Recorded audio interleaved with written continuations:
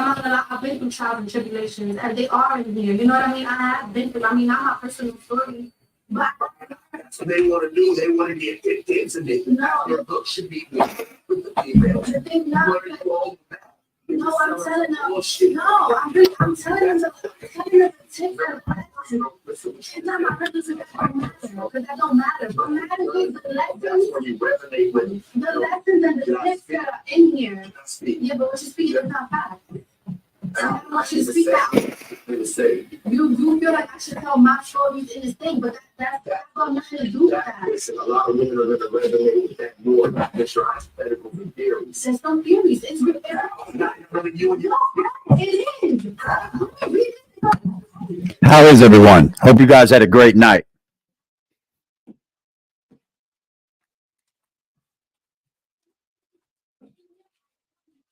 Hope you guys had a great night. And Jack, we don't care about your night. Not at all. Not at all, sir.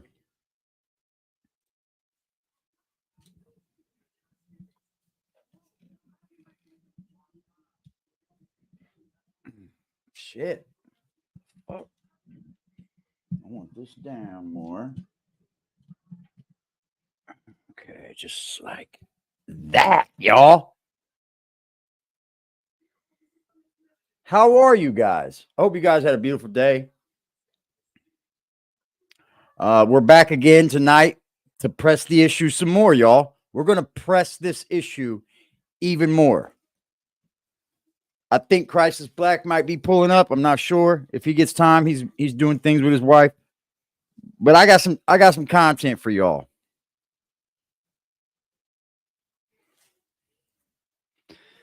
Let me finish breaking down what I'm going to do here. And then we're going to get to it, man. As y'all come in, I appreciate y'all being here. Hit that like button for me. Smash the subscribe button. If we've got a mod in the house, just wipe them off the map. Don't even give them a chance. Just wipe them.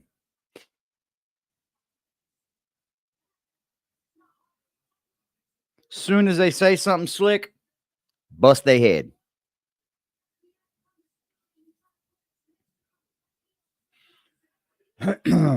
What's good, Just?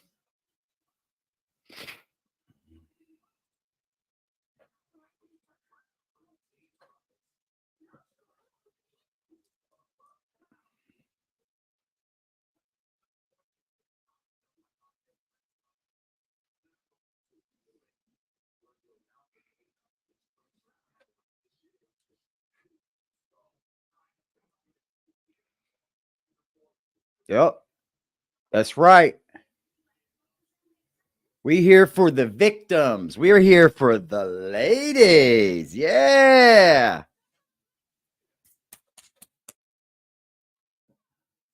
The ladies.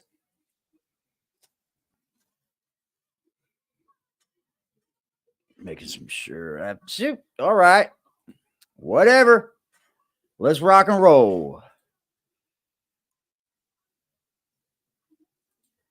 There's a lot of things that are going to come up tonight, right? Let's put this.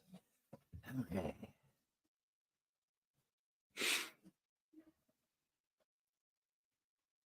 Finish rolling up this doobie, y'all. I got to roll this doobie up. Is that all right? This doobie. 4 people in the building. Hit the like button for me, please. Smash the subscribe button. All that. Like, share, subscribe. All that stuff.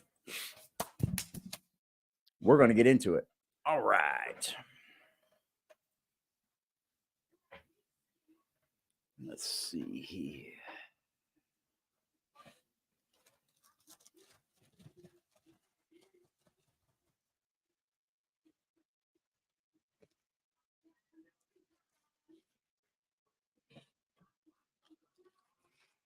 Yo, what's up, Dice? Salute, bro. Now, on my research, I've uncovered this video here, man. Okay. that somehow there seems to be very, very big striking comparisons to what him and R. Kelly is going through.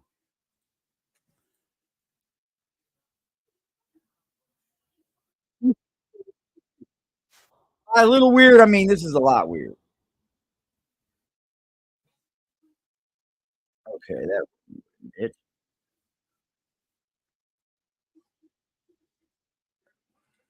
This one. All right. Let's share it live. Let's share it, yo. Let's share it, man. Let's share it. Salute to the chat. P. Kelly. That's facts. This guy's got some, he's got some skeletons, man. And I'm going to help uncover them. You know why, man? Because I feel like nobody else is going to do it for these ladies, bro. Nobody's going to do it, man. But I see people are coming out. Right. And he had a smirk on his face. But who the does that? Diddy did it. He was going to let her drink his urine because he felt the type of way that she was with Tupac. Buckle up and prepare yourselves for a jaw-dropping revelation about the one and Or only Diddy. Now, we all know he's had his fair share of eyebrow-raising moments in the past. But trust me, when I say this one takes the cake. Brace Staying on yourselves his for a heels, tale too. that will Let's leave you do it, man. simultaneously amazed Facts, and facts, Dice. I'm going to let some more people work their way into here. I'm going to get this going. Hey, without us, man, we got to stay on his heels, Dice. We got to stay on his heels. It can't just be the celebrity gossip pages. It's got to be the people from other sectors that pick up on this. That's what makes it bigger. These people have already been talking about this for years. This is all easy work for these celebrity gossip channels. This is easy work for them. utterly disgusted. In a recent interview that had everyone's eyebrows raised, Gene Deal spilled the beans about Gene his Deal been time going as in forever. Diddy Combs' bodyguard, and boy, did he have some jaw-dropping stories to tell. Speaking with The Art of Dialogue, Deal dished out the juicy details about an incident involving Diddy Kidada Jones, the daughter of Quincy Jones, and a rather unappetizing beverage. According to Deal, this unforgettable event took place during the East Coast versus West Coast feuds in the late 90s. Picture this, the prestigious award for Producer of the Year was being presented, and Diddy was convinced he had it in the bag. Well, when the results didn't go his way, he wasn't exactly thrilled. In a fit of pure creativity, Diddy grabbed a pitcher, which had previously held some ginger ale, mind you, and decided to mark his territory. Yes. Sloan Bella? Right. Underneath the table with the ice and all, Diddy relieved himself in the pitcher. Now, here's where things get messy, figuratively and quite literally. Kidada Jones, oblivious to the pitcher's unconventional contents, approached the table to have a friendly chat with Diddy. Little did she know that her thirst was about to be quenched by a less than appetizing surprise. In a scene straight out of a comedy or maybe a horror film, Kidada poured herself a glass of what she thought was ginger ale. It was, in fact, ginger pea. Luckily for her, Diddy's security guard, aptly named Wolf, managed to intervene just in the nick of time. With a swift, "Nah, you don't want to drink that," Wolf saved the day, sparing Kidada from the unfortunate Shout experience out of to the downing truth lady. Diddy's Shout out to peculiar Dog concoction. Soldier for the Now fucking let's- shot. Shout out to Dog, man. Shout out to Dog, man. Showing these people this is the way we network, man. All love. All love. Be right Pause back. for a moment to reflect on this bizarre turn of events. Was it a prank gone too far? Was it an act of jealousy? According to Deal, the hip-hop industry is a close-knit circle with artists often sharing more than just their rhymes. They share romantic partners too. This led Deal to speculate that Diddy and Tupac might have had a closer relationship at some point, potentially causing Diddy's envy to rear its ugly head. He was going to let her drink his urine because he felt the type of way that she was with Tupac. But let's not forget the tumultuous history Tupac, between huh? Kidada and the late rapper Tupac Shakur. The two lovebirds had a rocky start when Tupac made some less than flattering comments truth about Diddy lady. in a 1993 interview. But love has a way of healing wounds, and in 1995, fate brought Tupac and Kidada together inside a club. The pair eventually made amends, with Tupac even going as far as apologizing for his previous remarks and handing Kidada his phone number. Talk about a grand gesture. From there, their love blossomed, and Tupac began openly expressing his desire to make Kidada his wife. Here's the thing. Here's the big key thing that I'm catching in all of this. What's popping, AC? What's popping, Truth Lady? The Big Dice Chronicles is in the house, man. He's got a channel. Go check him out. Give him a subscription. D Vertical. Salute, sir. Primo Dupree is in the house. I Rebuke Satan. Just is in the house. How y'all doing, man? Breaking News is in the house. What was I thinking about? Oh, yeah. What I've learned from all this since I've been studying on this and watching these things and putting my mind to it, there's a big problem with these people. Once they get this much money, once they get status, once they get clout, they start to just want control. It's a very big control issue. People that have these types of control issues want to control everything. They have to have control over everything, man. Salute 1, 2. We got all of the ladies. But tragically, their fairy tale romance was cut short by Tupac's untimely death in 1996, leaving Kidada heartbroken and mourning the loss of her See soul. what we'll learn while AD goes over a lot of this through days of coverage.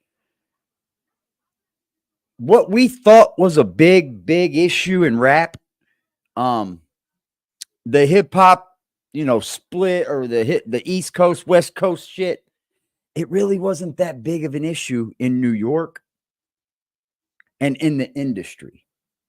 Just to the rest of the world. By the time the rest of the world, they had already mended. Everything was mended. Soulmate. In any case, the idea of Diddy's alleged jealousy towards Kidada taking a rather peculiar turn isn't as far-fetched as one might think. After all, we've all heard the whispers and giggles about his rumored adventures in the realm of unconventional desires. You see, there have been allegations that Diddy was always interested in Tupac, and not the kind of interest a producer has with an upcoming artist. Is that the reason Pac said, nah, man, I gotta go? I gotta go. Diddy wanted to fuck Pac? Diddy wanted to fuck with Pac? Pac said, nah, homie, I gotta go. No, this goes way deeper. You see, Keith D, a famous gangster who had a lot of connections with rappers and artists in Hollywood, often found himself in the elite private Hollywood party. Recordings just got better. Hey, it's Dana from StreamYard. I'm so excited to announce that Parties, and in one of Will Smith's parties, he recalls that he saw Diddy and Tupac acting like a total couple. Him and Puff was there together. It was there, you know what I'm saying? Puff and Tupac was like a couple, seemed like to me. It was just a lot of weird shit going on. Okay. You see whose name has fallen into this now?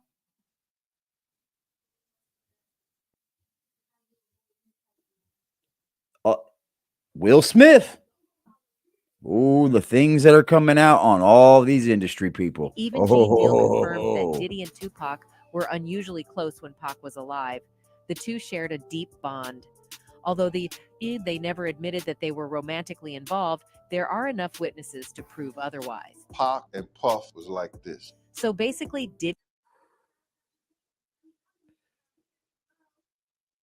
He says, I sincerely believe Pac was bisexual. Dog, we here. Salute. Oh, salute, Dog Soldier. Salute, my man. Appreciate you being here, sir. Look, this is fucking up my childhood memories of music, man. This is really tainting a lot of my views on the music that I grew up listening to. I myself am a heterosexual man that enjoy eating pussy. There's no way that I can go from eating pussy to throwing a penis in my mouth. But hey, that's just me. I'm not against these men being bisexual. Like when Dice says, these men, I sincerely believe Pac was bisexual. Here's the thing, man. I honestly wouldn't even care, right? Pac's Pac now. Now that we know of how all this, being a man, being a woman's all flipped upside down now. You can be gay, you can be straight, you can be he, you can be she. It doesn't fucking matter anymore. But while this was going on, all these dudes wanted to play this tough fucking gangster role. And what have we found out about that tough gangster role? It's Diddy wanted usually to not date what it's Tupac? cracked up to be. Yeah, that doesn't sound creepy at all. Meanwhile, some fans have previously speculated that Diddy watching Kidada unknowingly My mouth send his won't work peculiar that way. You got creation that right. might have been just another day in his life. Some daring souls even go so far as to suggest that he might have found a twisted enjoyment in witnessing her unwittingly partake in his unique elixir. Oh, the things that pique A one's twisted interest. enjoyment. But hold on, folks. The plot thickens. Control and weird fucking fetishes, man. Control and weird fetishes. That's even fucking further weird, because man. Diddy's former flame spilled the beans on some rather intriguing intimate escapades. It turns out that Diddy had a penchant for showering his girlfriend with, you guessed it, his own golden stream. Yes, you heard that right. R. Kelly might have sung about it, but Diddy apparently took it to a whole new level. You see, young Miami has never Yes. been one to shy away from her adventurous side, and she recently opened up about her unique proclivities on her podcast, aptly named Carisha Please. In a candid conversation, she confessed her affinity for golden showers during intimate encounters. Say, take a shot if you like golden showers. I do. She proclaimed, followed by a mischievous laugh. Right. Yeah. Well, it seems she isn't afraid to let her freak flag fly. Naturally, Twitter couldn't resist sinking its teeth into this juicy revelation. The creative minds of the internet wasted no time, dubbing Diddy with a new moniker, P. Diddy. Yes, folks, you heard that right. They were calling him P. Diddy. The hip-hop mogul known for his incredible success and Epidemic Oh, Sound have that is advanced search filters to help you easily find the exact mood, genre, duration, or pace that you're looking for. that takes fetish to a whole nother level. What's popping, Black motherfucking Cuddy? How y'all doing tonight, man? We just getting started. Just getting started. may now forever be associated with a different kind of liquid prowess. As the tweets flooded in and P. Diddy trended worldwide, social media went into Look at Diddy right there with that Ciroc fucking bottle.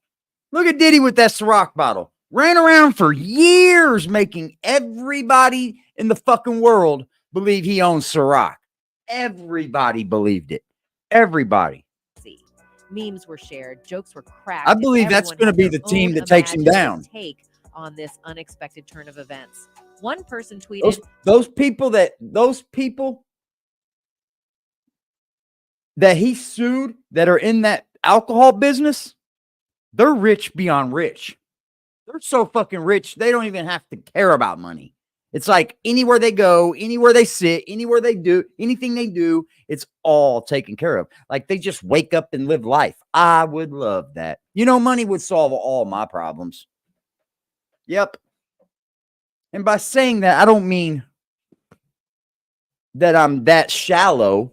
It just means that I got no other issues in life. I love my life except for the money problems. Money would literally solve all of my problems. Every last one of them. I can see P. Diddy trademarking P. Diddy too. In any case, it seems like Gene Deal has become the master. These people get money Diddy's eccentricities, and they get this bodyguards control always have the freak juiciest thing. and They the get this spiciest power. inside stories when it comes to celebrities. And then once they see, Diddy may try to maintain an aura. once they see that they've got you in a little bit of control, it gets worse. What's up, Wookie? It gets worse. That's when that control comes in. It's like, well, you can't sleep. I want you to, like, once you have your woman sleeping with other men, that's no turning back. There's no turning back from that. You have opened the realms of and mystery in the anything. public eye. But his Anything. former protector has let slip some truly intriguing. Could you imagine details, putting your wife especially through that, when it man? comes to the rapper's adventurous. He didn't love her. in There's the no realm way of he loved romance her. and intimacy. Gene has previously revealed that he has caught Diddy in weird intimate positions with other male rappers. In one interview, Gene recalled a funny incident in which Diddy and Ja Rule were accidentally caught playing with adult toys. Diddy was Okay. Now here we go. What was said by Jaguar Wright last night? Ja Rule. Ja Rule.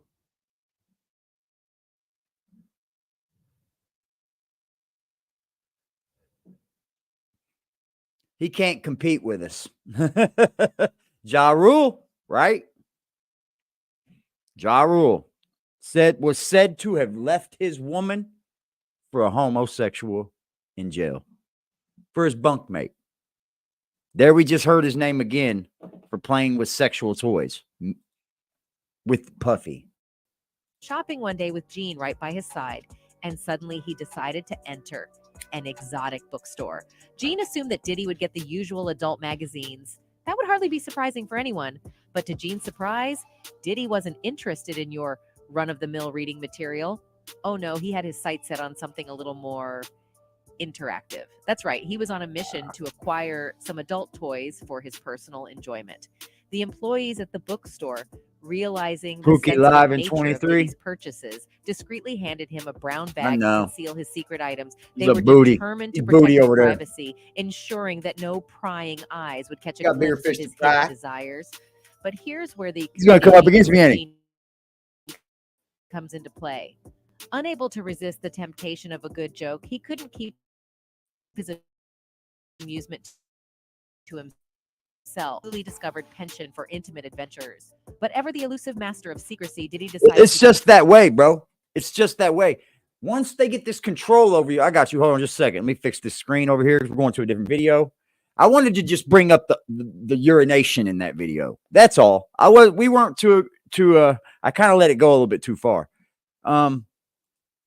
I'm not too worried about the other things because we all know about those now. That's something that we all know about now. But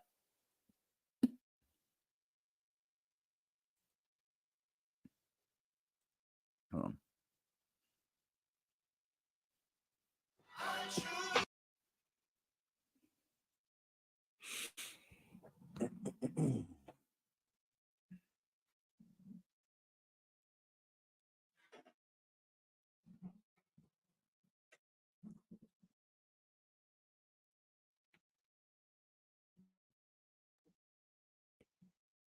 Come on, damn it. Shit. So a new video has resurfaced with Cassie and Diddy, and Dude, what the fuck? it just looks very creepy. Hey guys, it's Rob Raleigh. Hopefully you guys are all doing well today. Back again with What's going on with this shit, dude?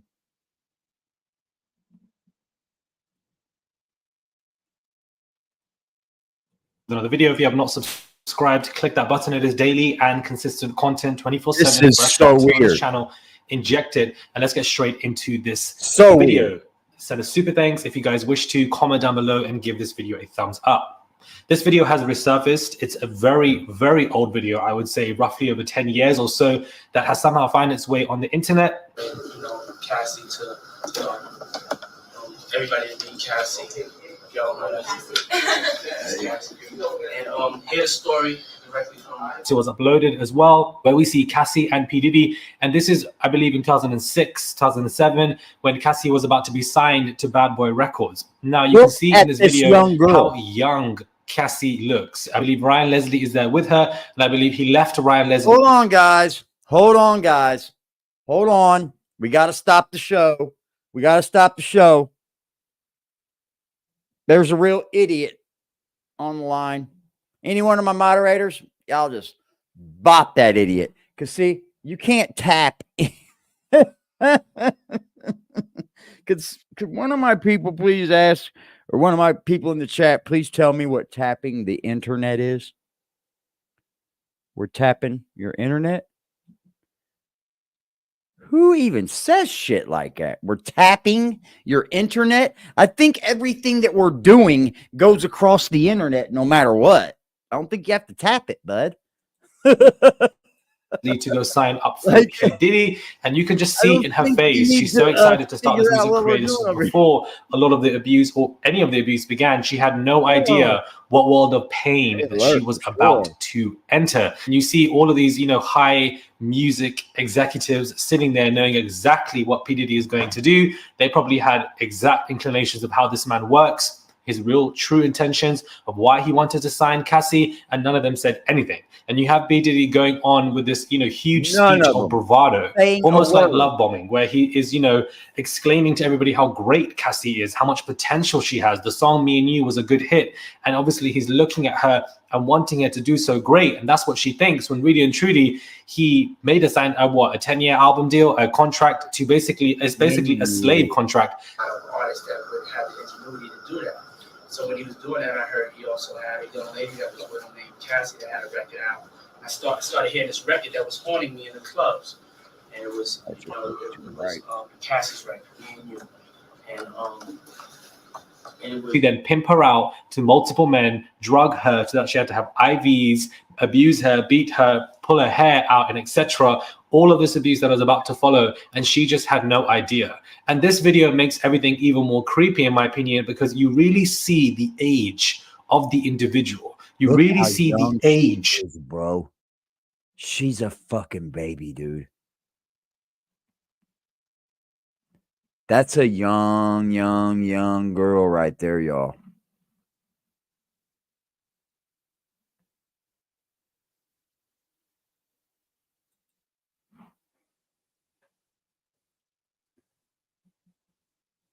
I would love to know. Let's see, how old was I? What year was that made? When was that, y'all?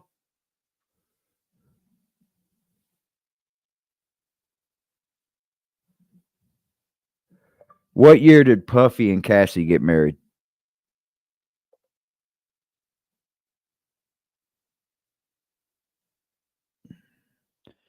(2019).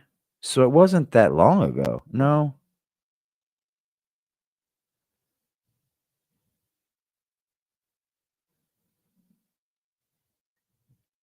They did get married in 2019. Damn, dude. How did this get swept so under the rug? I don't even remember this. I don't even remember this being like a big thing. Because I was just getting ready to ask, well, I wonder what, because I'm not privy to Puffy. I'm pretty new to hip hop on the East Coast, but I think I was listening to it before 2019. But I wasn't real privy to him when he married her. You know what I mean? I didn't even know about the whole fucking deal. I thought this was long ago, but it's in 2019. I remember that now that I read it, but yeah, he was preying on her. Yeah, I remember, I was getting ready to ask the question, I wonder what the people of the times thought about this. But now that I think about it, that's us. And it kind of got swept under the rug, didn't it? It got swept right under the fucking rug. Yeah. Got swept right under the rug, man.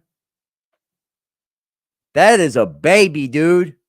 She still looks like a damn baby.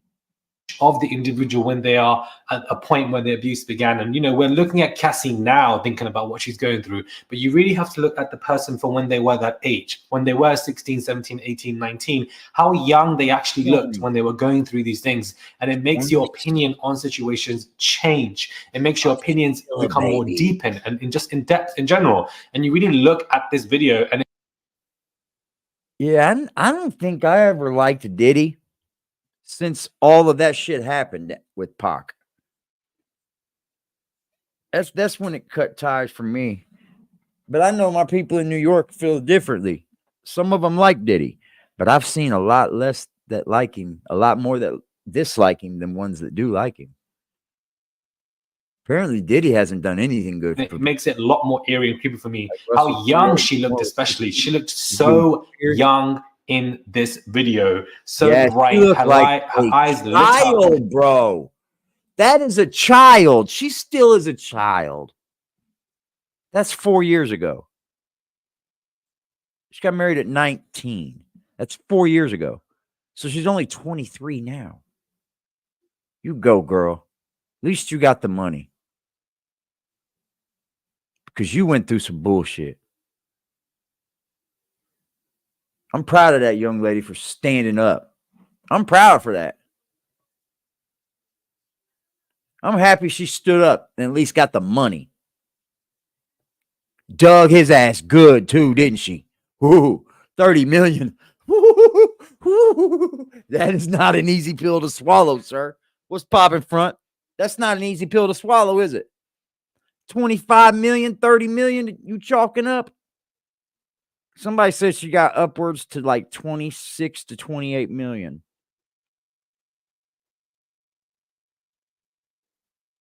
That's a lot of cash. But would you want your daughter to go through that? Would you allow your daughter to go through that? Because where's her father at, right? But what's he going to do? I mean, I just want your guys' opinion. There's men in my chat. Would you allow your daughter to go through that?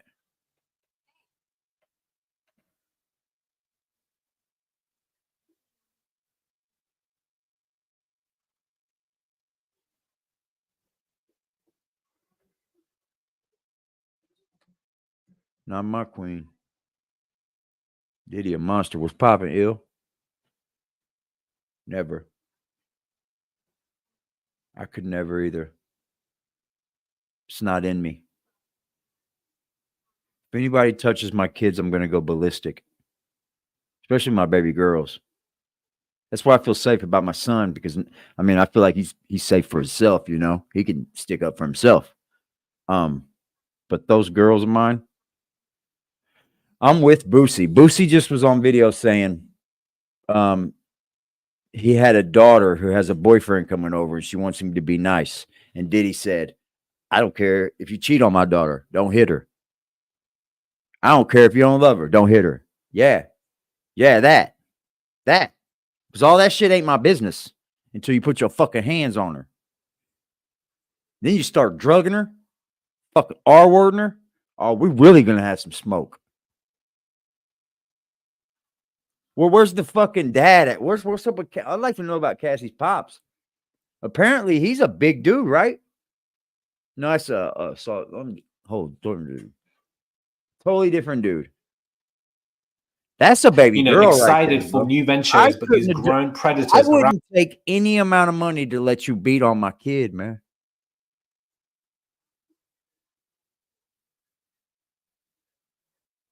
Just to think that so many more people are involved and so many more people are doing this, and even worse, ladies and gentlemen, they're doing worse. Her, R-worded her, essayed her. I wouldn't even be surprised if some of the men in those room were in those freak-offs. I wouldn't even be surprised because I believe the man next to P. Diddy in this video is also somebody that works with Bad Boy Records that is also facing a lawsuit. So I wouldn't be surprised if the men in these videos were also men who attended those freak-offs wearing those masks, also wanting to have their way with Cassie. It just goes to show you how predatory people are in any industry, whether it's music, fashion, art, in any country, in any culture. It's all the same rules, it's the same processes, it's the same levels of grooming, and grooming is the word I keep saying.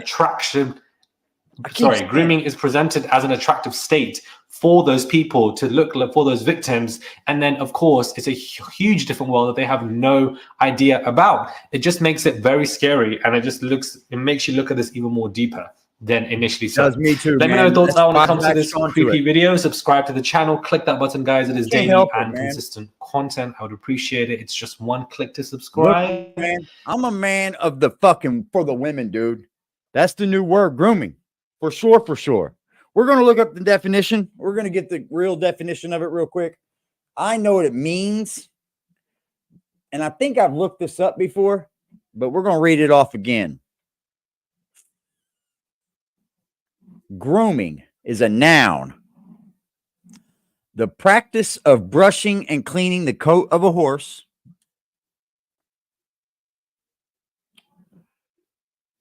It's literally the word preparing, basically, because it's got three definitions.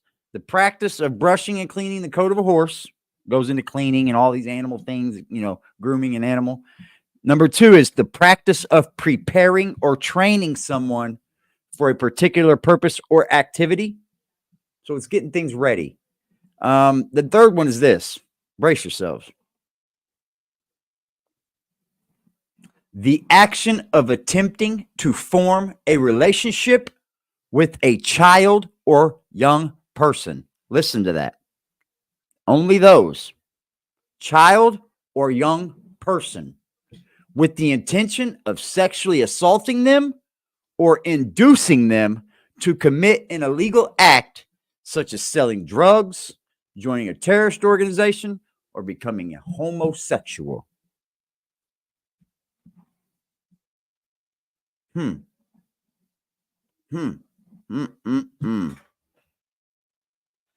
wow.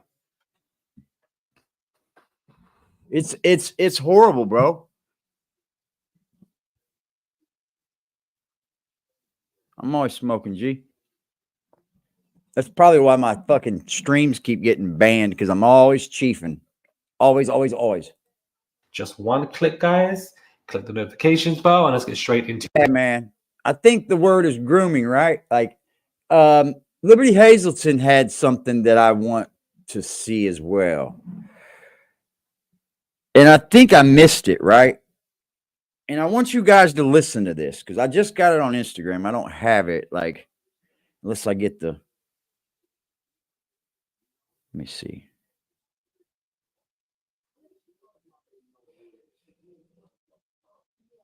Fuck.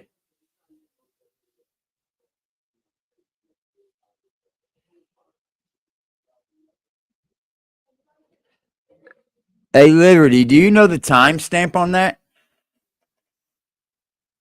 you sent me? That's in that video? Fucking lying on Pac, huh? Hold on, y'all. I got some more. I got some more.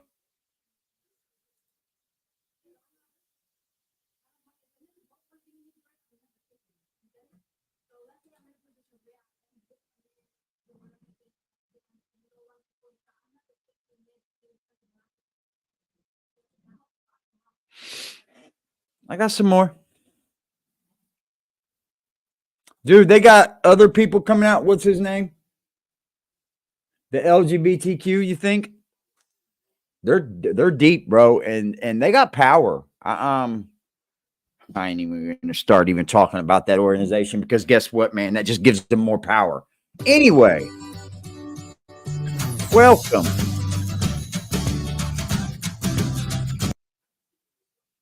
Okay, I got it. Bada bing, bada boom. We're working, gentlemen. All right. What do you think Diddy and Farnsworth Bentley's real relationship was? Concubine. Master. In the intricate tapestry of Hollywood's behind-the-scenes drama, the revelation of a unique bond between Sean Diddy Combs and his former assistant, Farnsworth Bentley, took center stage. The outspoken Jaguar Wright recently unveiled a surprising twist. What do you think Diddy and Farnsworth Bentley's real relationship was? Concubine. Master. Asserting that Bentley wasn't just an assistant, but, in fact, Diddy's concubine. Speculation arose about the reasons behind Bentley's Hold on. So there we have the word concubine. Not used in today's society much anymore. Concubine is a woman. It's a woman. A woman who cohabitates with a man to whom she is not legally married, especially one regarded as socially or sexually subservient. A mistress, basically. Among polyamorous. Polygamy people. A secondary wife. Oh, wow. Farnsworth Bentley. Right on, Liberty. Right on. I'm going to play that when I get to it. I just want that. Part 2. 704. Bet, bro. I got something to show y'all when I get done. And it definitely goes with this. It definitely does. And you're going to be shocked because these things do go right under our nose, huh, Liberty? They go right under our fucking nose. And then all of a sudden you go, huh? What the fuck he say? Oh, that's what he meant. Constant presence by Diddy's side. I had to be reminded. Yeah, I know. I had to be reminded that this dude existed, right? But once I was reminded that Farnsworth Bentley was out there, you know what was crazy? This whole, what is it? Character is weird. This whole created character of Farnsworth Bentley, very, very weird, bro. No matter how you look at it, something going on.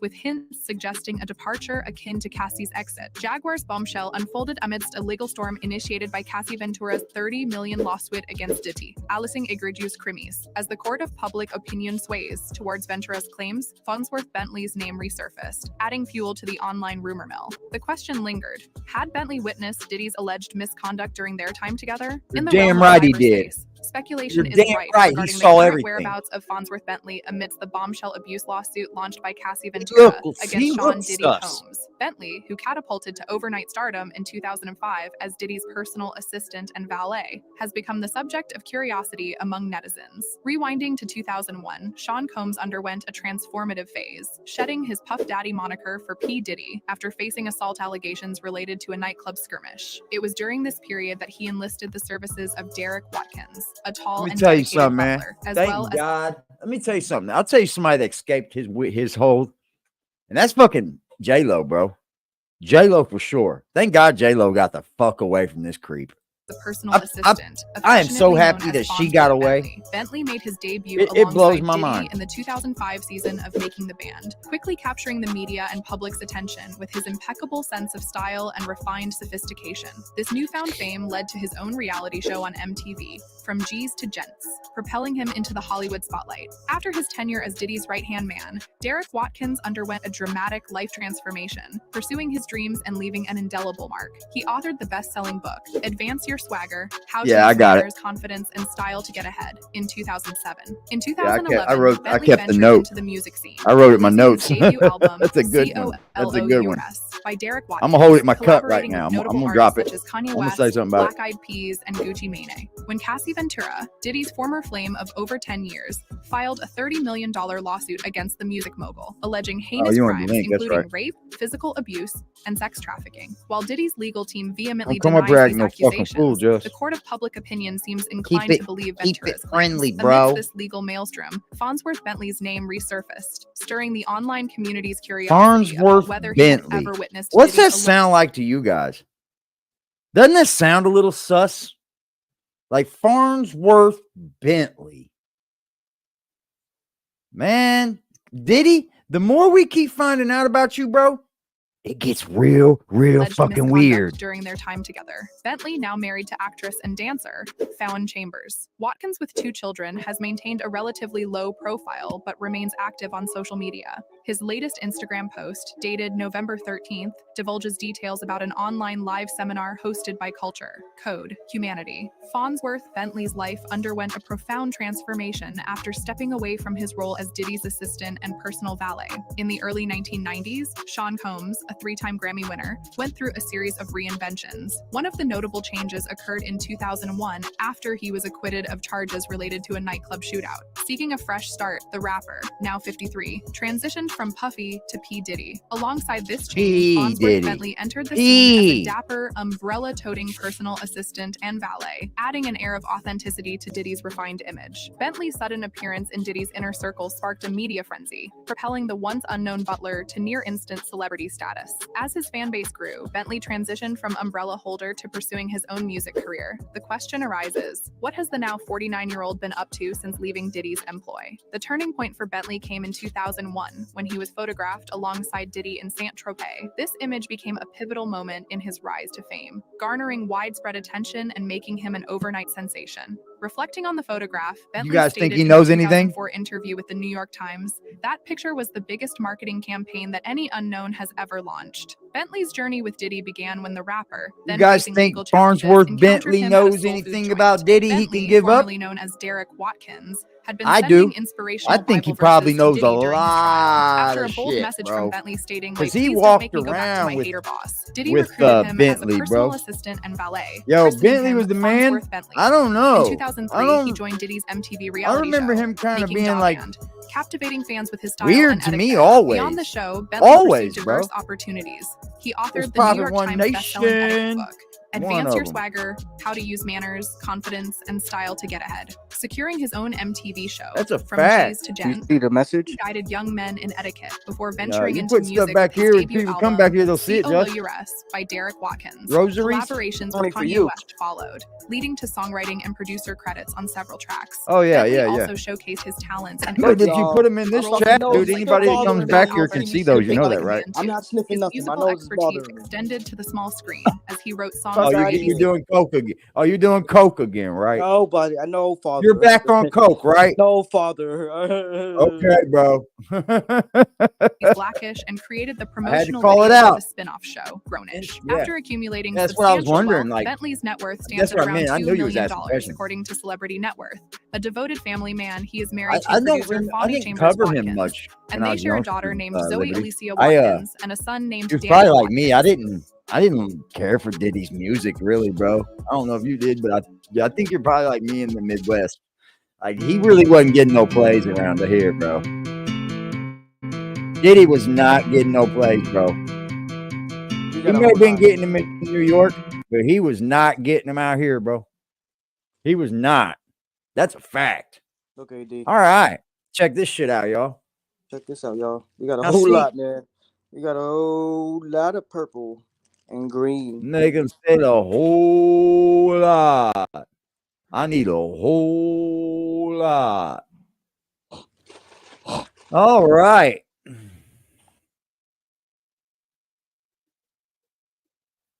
Bro, Mark Curry is fucking an overnight sensation on here, dude. He literally has gone so viral. Like, it's not even funny, bro. He said, be careful, Justin Fenty is a killer. Don't be snorting no motherfucking. Nah, that's a real thing. They're putting that shit in. Oh, I know it is, bro. I know it's Crazy. out there. Bro, I don't see Diddy as an artist, though. If y'all He really may want to be- know he's what's one of the main ways on how they're getting that fentanyl in people's system is by that grabber, that cheap ass grabber that all y'all be smoking, $1 grabber. How? Yes, I swear to. How, bro? How you smoking fentanyl on fucking in like a joint? They're putting the bro. They That's kind of weird, bro. That's putting not fentanyl. safe, man. I They're hope putting that. See, this is where. See, look. See, y'all. See, you idiots on the streets that do this dumbass shit, that put these drugs in drugs that it don't fucking belong to, is the reason why we can't have nothing without the goddamn government stepping in. That's the reason why we have protocols and have fucking reasons the government steps in. That is bullshit. I swear Y'all on my cut that shit out, I man. swear on my life, bro. There's fentanyl in these fucking grabbers out here, bro. It's disgusting. It's crazy. You know, one of my Bro, why would you even try to take your fucking? Why would you take a chance and even try any now? No. Then No. no. The Fuck grabber all I that. smoke is strictly this one, hotheads. Ah. This shit comes sealed. That's the only Look, one I bro, fuck with. those containers are bought. Those stickers are bought. Everything about these things can be just mass produced on a underground level so fast that you'll think it's all the same shit, and it ain't, brother. That's how vaping got a bad name, man. I got you. Because how vaping got a bad name was they wanted to not let us vape regular vapes.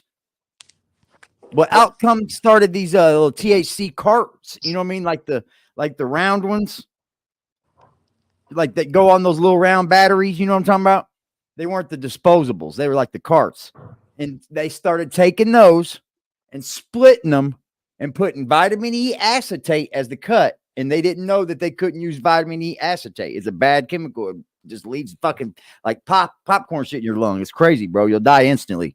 And that's what gave vaping a bad name, because they put that with vaping. Because the only way to get that cart to work is you have to put it on a vape battery. And that's the bullshit in this game, bro. And it is. That is the whole reason why the government has to come in and take control over shit.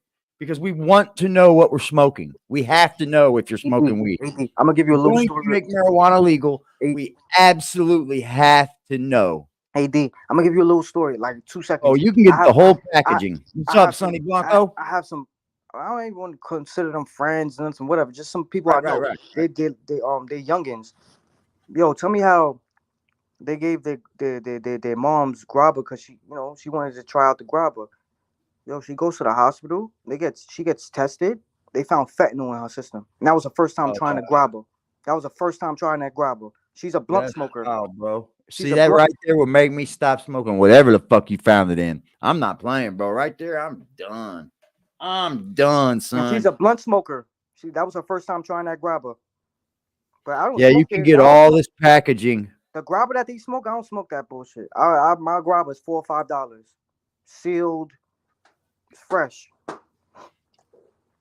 I mean, if you got a good dealer, then stick with your man. You know, that's how I feel. But damn, man, that's the reason why, man. Yeah, we do need some kind of regulation. And it's a bad thing. That's the suck thing about it is we really don't want the government involved, guys. We really do not need the government involved in making this their thing, because that's exactly what they're going to do. They're going to narrow it down to about 8 growers, and they're going to be the only ones that are allowed to grow marijuana at a mass level. And then that's how they're going to deal it. It's going to come in packs. Watch. I'm telling you, you'll be able to buy joints rolled up by the 10s and 20s. I promise you. It's going to be unreal, man, when they take over. And it's going to be big tobacco, too. They're going to have their hands deep down in it already. I bet you they already do. And that's what we don't need, man. But that type of shit right there where you're putting fucking fentanyl and shit that we're smoking, that's unreal, bro. In the tobacco, not I'm the weed. good. The tobacco, not the weed, not the weed. I get it, but that's coming next. I've heard people saying it's in weed. No, they're already doing that. They're already doing that. Yeah, I you know, the guy that owned Runts. Put it this way: they can't make it. They can't make it legal without taking it over and adding regulation. Young Lib, something like that. The guy that owned Runts. You know what I'm talking about with the beard. He did a podcast I don't really the other know day. him all. He owns Runts. He did a podcast the other day with a few people that own Runts with him. You know, the company, whatever. And he said it. He was like, bro.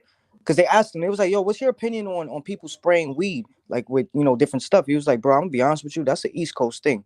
The East Coast is doing that. And he's right. He's right. He was like, bro, the West Coast ain't doing that shit. We known for top shelf, top, quality. Bro. I don't know. I think anybody can do it, bro. It's the East Coast that's doing that shit, bro. I'm telling you, it's the East Coast. They doing that shit. There's a lot of these. I got you, Crisis. Yo, I'll give you an example. There's a weed. Okay, we ain't smoking. We ain't talking weed all day. What's up? It's called High Tolerance. High Tolerance just got caught. You and Diddy, right? What was the issue between both of y'all? Perfumes and coloring on their weed. It's called High Tolerance. Jim Jones is supporting them, or a whole bunch of people are supporting them. They're putting what? They're spraying it with colors to make it look good. Spraying it with colors and all type of shit. Oh wow, bro! I believe they're doing it. Weeds are tasting like perfume. Weed are tasting like perfume. Yeah, you got to know, though. He said, yes, they do it down south. Yep. Everybody's addicted to it. Oh, my Lord, bro. It's bad. I'm good. I mean, the moment I catch somebody putting some shit fucking with me, I'm done. I'm not fucking around, bro. Better off just you ain't gonna get me all strung out up here on weed. I'm already strung out enough.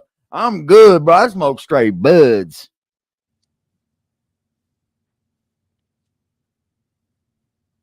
I heard that weed company Sprinkles. It's called We Sprinkles. fell out because I call it the. It was what? Sprinkles. Oh, I don't know if you ever heard of them. I heard check they got this one out, y'all. This one's a good one. Listen to this one. This is a dude. Now, if I'm not mistaken, Mark Curry was a guy that P. Diddy had signed. Please help me in the chat.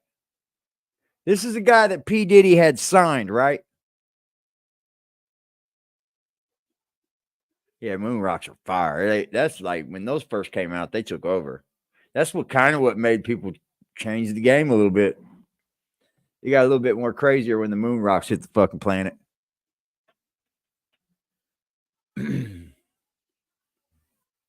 Isn't Mark Curry somebody that he signed? He was a rapper, right?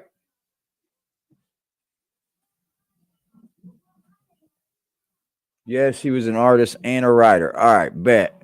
Now we on.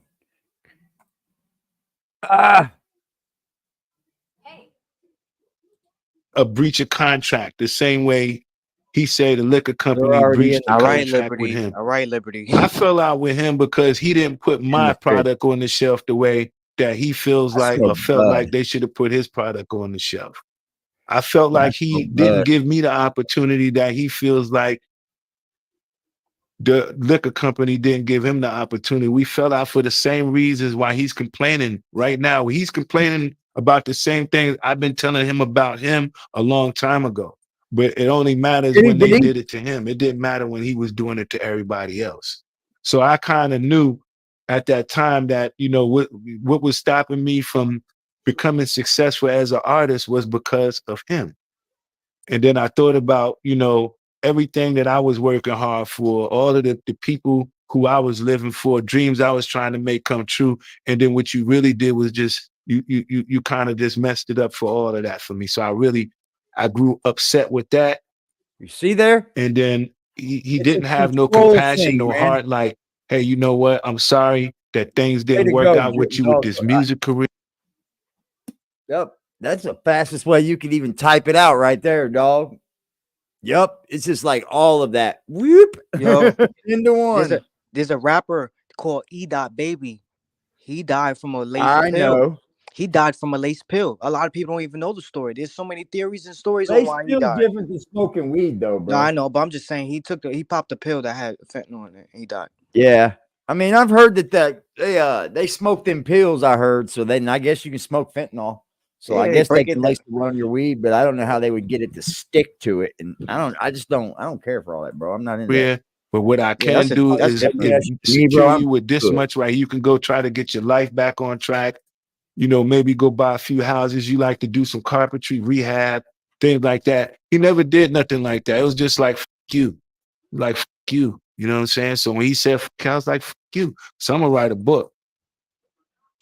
And then I wrote this book. The truth, I wrote lady. this book. Clearly in not. 2009. It's clearly not enough. And I said to myself, you know what? I'm going to attach something to you. I'm good old fashioned dude. I'm not talking about myself. I'm talking about others.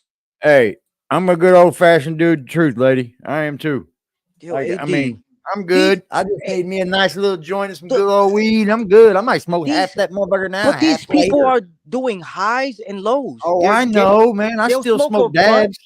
dabs. They'll smoke a blunt that gets them high and up, and then they'll do like they'll pop a perk that gets them low, and then they'll drink lean that makes I'm them not like popping what? perks. I'm just Do talking you about wanna smoking be up? weed. Do you want to be up or do you want to be sleeping? Which one? There's a lot of people that are doing that shit, but jacking it in their veins, bro. There's people doing coke and fucking slow all at the same time. Keeping you up and down. You don't That's know what which their dose is, bro. You don't know if you want to be up or be sleeping. Which one? They want to die, dude. That's what the fuck they want to do. No matter what. So I wrote this book and I attached it to him. No shitting you, dude. I watched one where a man had shot dope in his arm so bad that his whole arm right here was missing the skin. It was all missing the skin. They followed him to go get some dope. Guess where he shot that dope? Right there in that arm, bro, with no skin on it. I said, okay, that right there is beyond me. So that's a sickness, bro. And that was my way of saying that I'm going to get my money from you one way or another. Get him. I'm going to make it. And that's when I did this. I already knew. And when I did this, I already knew it was over. I tried to tell him, I said, look, I'm going to write a tell-all book. I'm doing my story about my life. I guess he Porter thought was trying to do it first is what I'm hearing. And did, you know, and I did it. You guys don't know. I'm Everybody, trying to compile what's going on here because I want to be aware now. I thank Crisis Black for making me aware as I speak right now. Here's Crisis Black right now. Let me take down these banners and shit. Yo, Crisis, we need you to write a tell-all book too. Nah, he's doing what I'm doing, but he's just doing it a little bit. He's able to do it a little bit better. Yo, can you hear me? Can you hear me? Yeah, we got you good. Yes, we can hear you. Okay, give me 1 second. Higher too. Give me 1 second. 1 second. You're good, Pimp. Take your time. We got all night, buddy. The dope fiend from Harlem made the news. Hold up. It and just track made him an at hour 81. that this show has been live. If you're enjoying any aspect of the show, please feel free to hit the Cash App, the Super Chat, and please like and subscribe. Salute to everybody in the chat, man. I appreciate you guys being here. There's 21 of y'all here that's putting a big fat wrench in Jack's fucking viewership. I guarantee it. So salute to you guys, the ones that have stayed over here. I salute the fuck out of that. Hit the subscribe button for me if you haven't already, and keep hanging out with us nightly. We like to do this. But this guy right here has got a lot of truth too, bro. All right, so look, a lot of people try. Hey, real quick, AD. So you're good. You can still hear me, right? Yeah. Okay. So let's take a step back for a second here. We have to ask ourselves, how do we get to this point? And I'm sorry for keeping. Oh, you're waiting. good. Let's do it. Let's do it. Sorry You for keeping you articulated a little bit differently than I do. Yeah. I mean, And I'm good with that. The links that I sent you is because I know that you're really good at breaking down the videos. Like, you're really good at breaking down the videos. What I wanted you to do is break down the videos and then see the connections as well. Oh, I right? am. He's already doing. I seen the connections last night and then today too with Ja. Oh my lord. Yeah. So how do I make it so that I can see the chat but not hear the audio?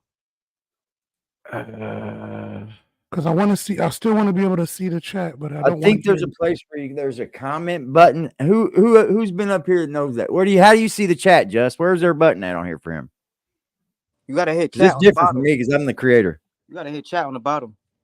There's a chat button on the bottom. Yeah, there you go. I think I found it. You hit chat, and then you hit comments.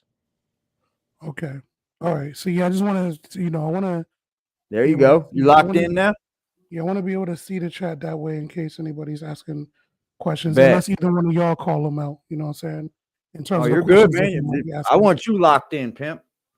So check it, right? What you're looking at right now is this is not happening by accident. No. I mean, a lot of this is actually happening because of a contract that he basically breached with him and the liquor company. That liquor company had stupid money. Like, when I say stupid money, I'm talking They're about beyond like, billionaires. yeah, like stupid money. Their money is invested in so much shit it doesn't even make sense. So for him to have gone against them the way that he did, you notice that none of this was really happening. Is he the winner of that lawsuit? He's not or the is it winner. still going He's on, not- isn't it? Still going on. Still going on. Oh, he hasn't even won yet? Oh, he might end up being fucking. Oh, Lord. So what I was trying to For tell some you, reason, I was thinking that he won something. What if he settles? So here's the thing, though. Forget this. They're They're not going to settle with him. They're not settling with him. Yeah, because if they settle with him, then that's them tacitly agreeing that they were being racist, and they're never going to do He that. did. He pulled the race card on him. Yeah, they're never going to do that. So the thing is that and this is just my own belief. So please, Okay, yeah. I gotta give that disclaimer. This is all our own opinions. This is all our thoughts and our views. Right, None and of this our is views focused on you guys. None of what I'm about to say is the views or perspective of Aggressive Defiance TV. This is just me personally. So what I personally believe is that what's happening is that they're bleeding him, and the reason why they're bleeding him, like BLEED. Yeah, the reason why they're bleeding him is because they've already decided that he's no longer willing to play ball. He tried to take a hard stance. They weren't with it. They're like, you know what? You've probably overstayed your welcome anyway in this particular club. It's time for you to call an exit. So now it's like they're gonna bleed him. And what do I mean by that? We all know that there's a difference between being guilty of a crime, meaning you actually did it, versus being guilty of a crime in the court of law. There's a lot of people who are guilty of a crime because they actually did it, but they get off in the court of law. And how to win in court. Because they know how to win in court. Now, what does it take? What's the number one thing it takes for you to win in court? Good attorneys. Money. Money, money, money, money. Yeah, them attorneys talk for you. So if you can afford an attorney who is a master, or however he does it, right? Right. For a lack of a better term, I'm gonna just use the word black belt. If you're able to afford an attorney who's a black belt at the court of law, they're gonna be able to get you off of almost anything. Think about the movie. However they do it, they can take your money and give it to somebody, or they could do any kind of way, right? They can make witnesses disappear magically. They can make evidence disappear magically. They can make people recant statements magically. There's always a price associated with it, though. So how much are you willing to pay for your cases that are freedom? dismissed? Okay, so think about the movie The Devil's Advocate with Keanu Reeves and Al Pacino. It's a similar situation. Now, if you're about to try to bring Fed charges against Diddy, would it be smarter for you to bring it against him when he still has a lot of money and can afford Benjamin Braffman, or do you want to bleed him some? Do you want to bleed him some so that he won't be able to afford the top-notch lawyers, and it makes it easier? We want him bled out, no blood, no resources, nothing. Nah, but who is that? That's Just. Yep. And yo, so Just, I want you to do me a favor. Take all of the emotion out of this. It's difficult because what he did is horrific. When you read that 60-page document, I got you. I know, bro. I looked at that and I had to stop reading. I know what you're saying. I know what you're saying. Go ahead, Right. go ahead. But we take all of the emotion out of it and let's just operate off of what it is that she's actually saying versus what it is that we've heard other people say over the years, right? At the end of the day, it wasn't his call to settle this. We already know this now. It triggered an insurance claim because she didn't just sue him as an individual. She sued all of his corporations. He had no choice. Yeah. They decided to, and the thing is because the premium was now going to go up, they made him step down from all of those different entities. And because they would have acted, and because of that, now his money's fucked up because most people who are rich are not liquid, it's assets. So now his money's fucked up. So if you get a couple more people who come out with certain information that may or may not still be relevant in terms of a criminal sense, there's something that AD said yesterday that I hope didn't go over everybody's head. And AD, my bad for not being able to get on the live yesterday. Bro, you trip, bro. But there's something you said yesterday about Jimmy Henchman's case. Let's do this real quick. Let's go. Let's because I like to be all the way accurate with what we're talking about. So let's do this real quick. Jimmy Henchman trial. Anybody else want to jump up, man? We got the fucking link in the chat for you guys. When did Jimmy Henchman's trial start? Hold on. We don't want the Wikipedia. We might be able to use the Wikipedia. Hold on. I still believe that was Puff's try to knock Pac off that day. No. In that elevator. I believe that. No. Hold up. But that's my belief on that case, though, is alone. I believe they tried to kill him there. I just want to make sure that we're staying in the same vein of the conversation. Yeah, So it's hard to keep everything in fucking like time. You know what I mean? Right. It's just so much shit, bro. So look. We need to get a timeline of it all. So hold on. So they're talking about like in 2006 and whatnot. Essentially, what Jimmy Henchman is in jail for right now has absolutely nothing to do with Tupac. It has to do with the death of a person named Lodi Mack. No, I mean Lodi Mack is the associate. It's on a documentary somewhere. Yeah, he's the associate of 50 Cent. Even though Jimmy Henchman will make it sound like 50 Cent ratted on him and blah blah blah, 50 Cent is nowhere in Jimmy Henchman's paperwork. Yeah, they would pull that. They would have pulled that. Right. He's nowhere in the paperwork. But what happened is that when he was trying to get out of jail, Jimmy confessed to a bunch of shit. Like 8 or 9 proffers. But one of the things that he didn't talk about was Diddy. And yeah, why is there? Why is it in Jimmy Henchman's paperwork that Diddy was asked about homosexual little boys? They asked him about little boys. Bro, listen, AD. I'm gonna give you a proverb that I really want you to take and run with forever. The old bull said to the young bull, "Look down there. There's a bunch of cows, a bunch of heifers." The young bull said, "Oh shit, let's run down there and fuck them." Yeah, we in college now. And he said, "Let's run down there and fuck one of them." And he said, "How about we walk down there and fuck them all?" Like, yeah, it's colors. Let's walk instead of run. So what I'm saying to you is this. Like what I'm saying is though, dude, like this is all kind of just coming out in today's time now. What I'm saying though is why would they ask pre-2013? Why would they ask Jimmy Henchman about Diddy having sex with underage boys and girls? It's mind blowing, bro. It's fucking mind blowing. Why would the feds ask him that question? So much to bust some people on. That's what we were talking about last. The fucking streets, bro. And These people are woman beaters, control freaks, fetishes, weird fetishes is what I've learned they've got. It's fucking weird. So look, in the video that you posted yesterday, that you did live yesterday, when you played that part of that video, I was hoping, that's why I kept posting in the chat for just to mute up so we didn't hear him sniffling, because I wanted people to hear what was actually being said. Like just it's not a knock on you, bro. It's just when you're in the audience, yeah, when you're in the audience, you hear what the content sounds like. So if I'm saying that to you, it's not a knock on you. It's just because I know that I want people to hear he's a good kid. What's going on. So like bro, listen.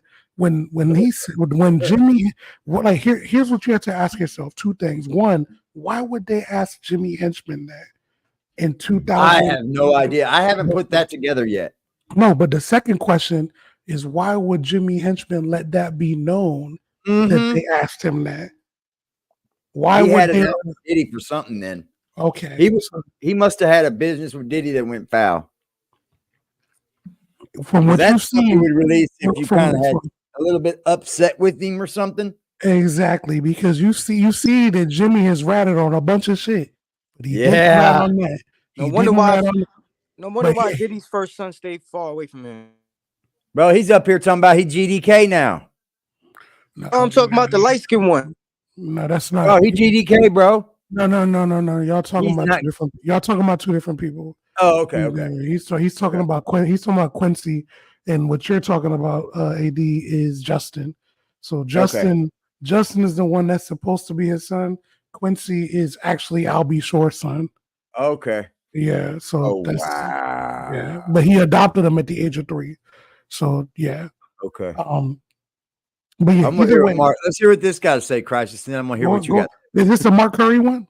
Yes. Okay. I want to hear what you have to say. I gotta get you the PDF because I used to own it on my old computer, but I don't even have the old computer no more because I would love to be able to give you the old computer file so you can read the book yourself. Yo, Mark Curry talks crazy in that book. I can get it. I'll get his book. I know how to get it. It's called. I'll listen to it. Works. What I'll do. It's called. No, there's no audio for it. It's just. I'm sure it's somewhere. Trust me, bro. There's no audio for it. Okay, then you can buy it. You can buy it though. It's called Dancing. It's called Dancing with the Devil. How P Diddy. I think it's either how P Diddy screwed or messed over the bad boys of hip hop. It's one of those. Okay. I'll get it. He said Dancing with the Devil. That's what he called it. So go ahead and play his audio, and I'll come right back on. Yeah, we'll do it. We'll do it up. We'll see what he's got to say. He says, if I die, Diddy is to blame, bro. Like Mark Curry's going fucking viral, bro. I hope this is the same video I sent you, but go ahead and do what you do, bro. It is. I said that they was gonna write a story about a cello story And a lot of people didn't get the opportunity to make their tell-all story. It seemed like everybody who was going to make a tell-all story, something happened to them.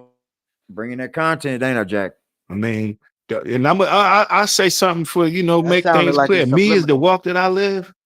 The only person Hey, press pause real on the quick. face of this planet that I ever could have that kind of. Let me pause it. I just want you to run it back so that people can, because you were talking over the key part. Yeah, I got he the was whole saying. aspect of it. Yeah, I just want you to run it back so he can say exactly what he's trying to say. You and Diddy, right? What was the issue between both of y'all that made y'all fall out? We fell out because I call it a breach of contract, the same way he said the liquor company breached the contract with him.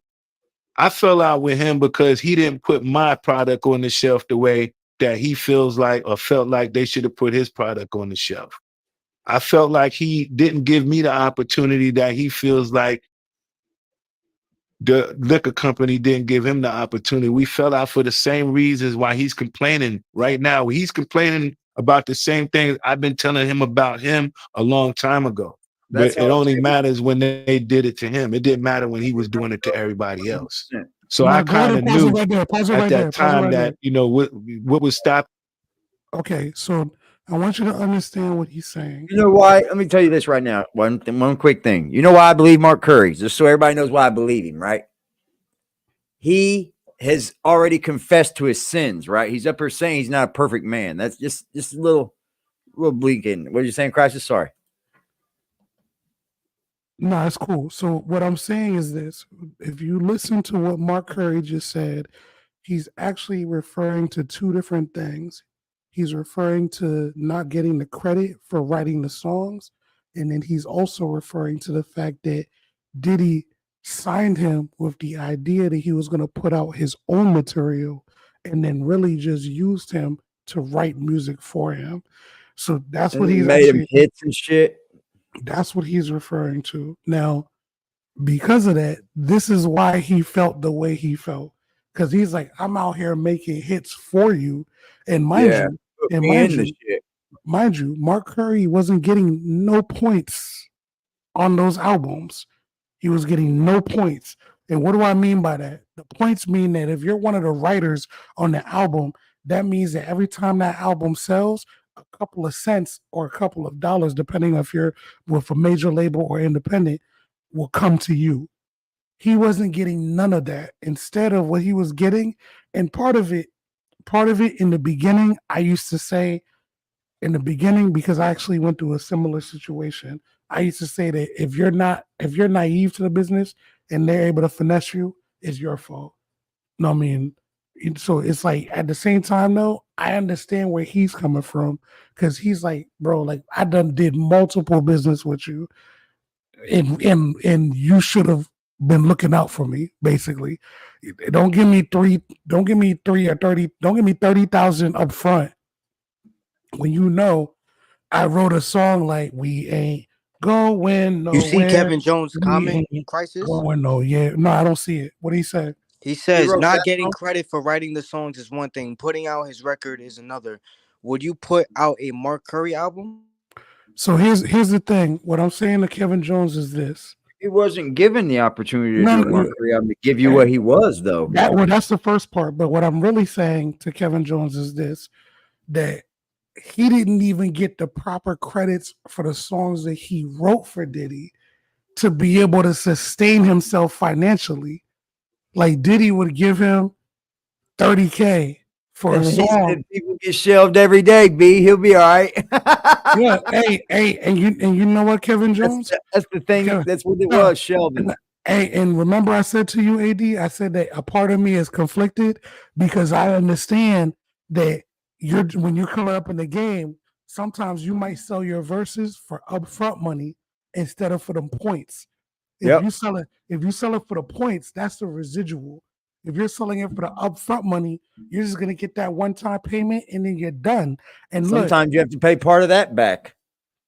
This is what it can get dirty, bro.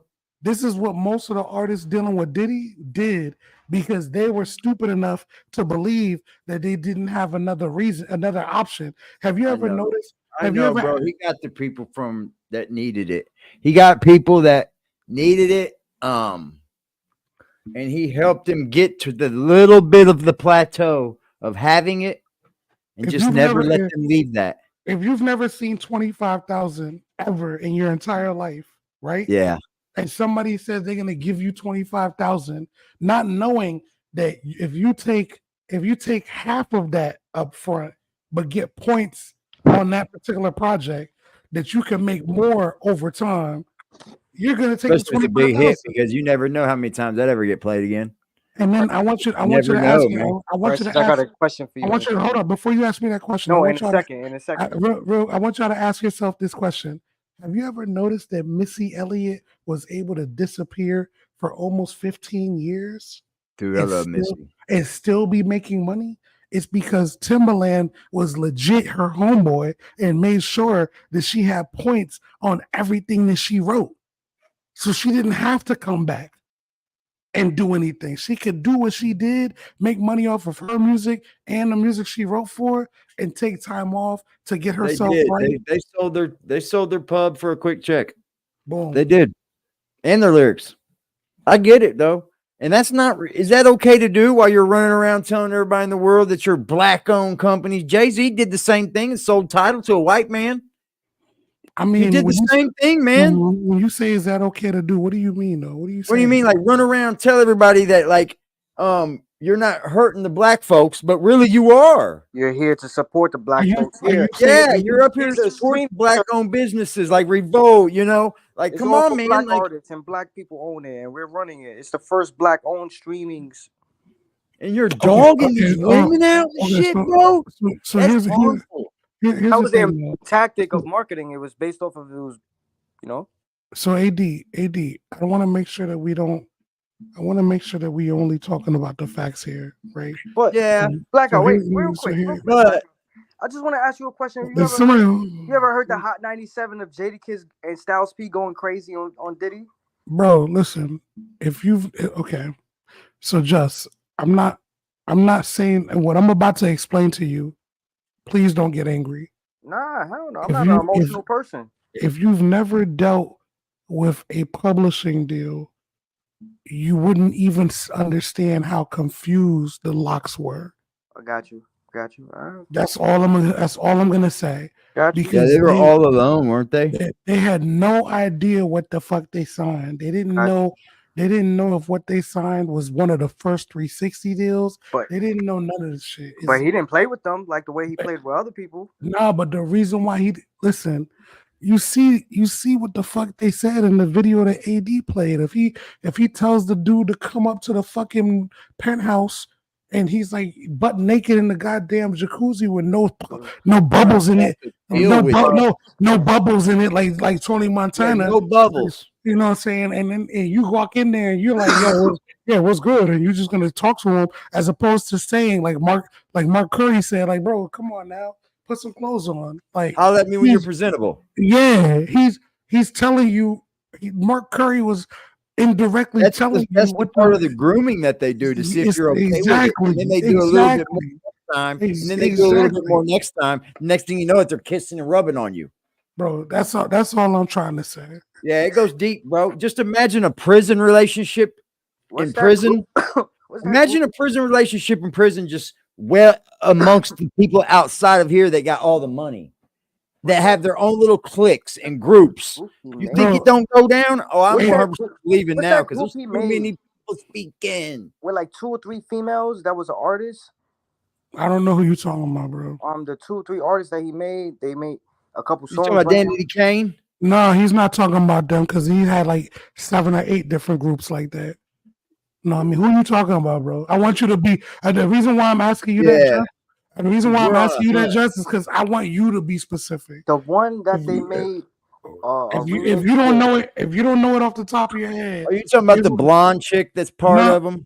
Don't try to figure it out though. The AD. What I'm trying to say to you is, in these type of scenarios, I'm gonna look it up. Yeah, you gotta be right. Let him figure it out. That way, when he brings it back, we could just tell him if that's what it was or it wasn't. Because if we indulge in It's that, gotta be real content. I feel exactly.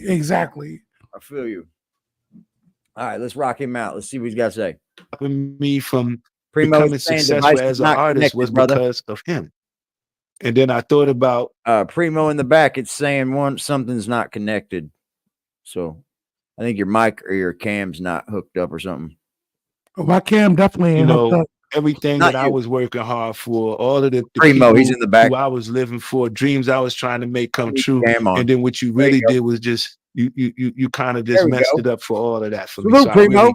I grew upset with that. Welcome to the stage, sir. No, Or the I'm up whatever here. they call it up here on stream. Welcome to the stream. Hey, yo, AD, can you save this video? Can you save this video? Yeah, I've got it in my. I've seen this video before as well, but can you start to go down some of the line of the shit I've sent you? Yeah, I had the ones up here. I played them first.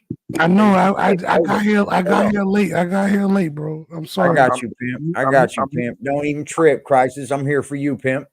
I got you. I got you. What do you think, Primo? Speak on. No, I'm muting my mic. I kind of wasn't in tune. I had something going on over here. I'm muting my mic, but I can hear y'all. Like, you know what I'm saying? Okay, Crisis, okay.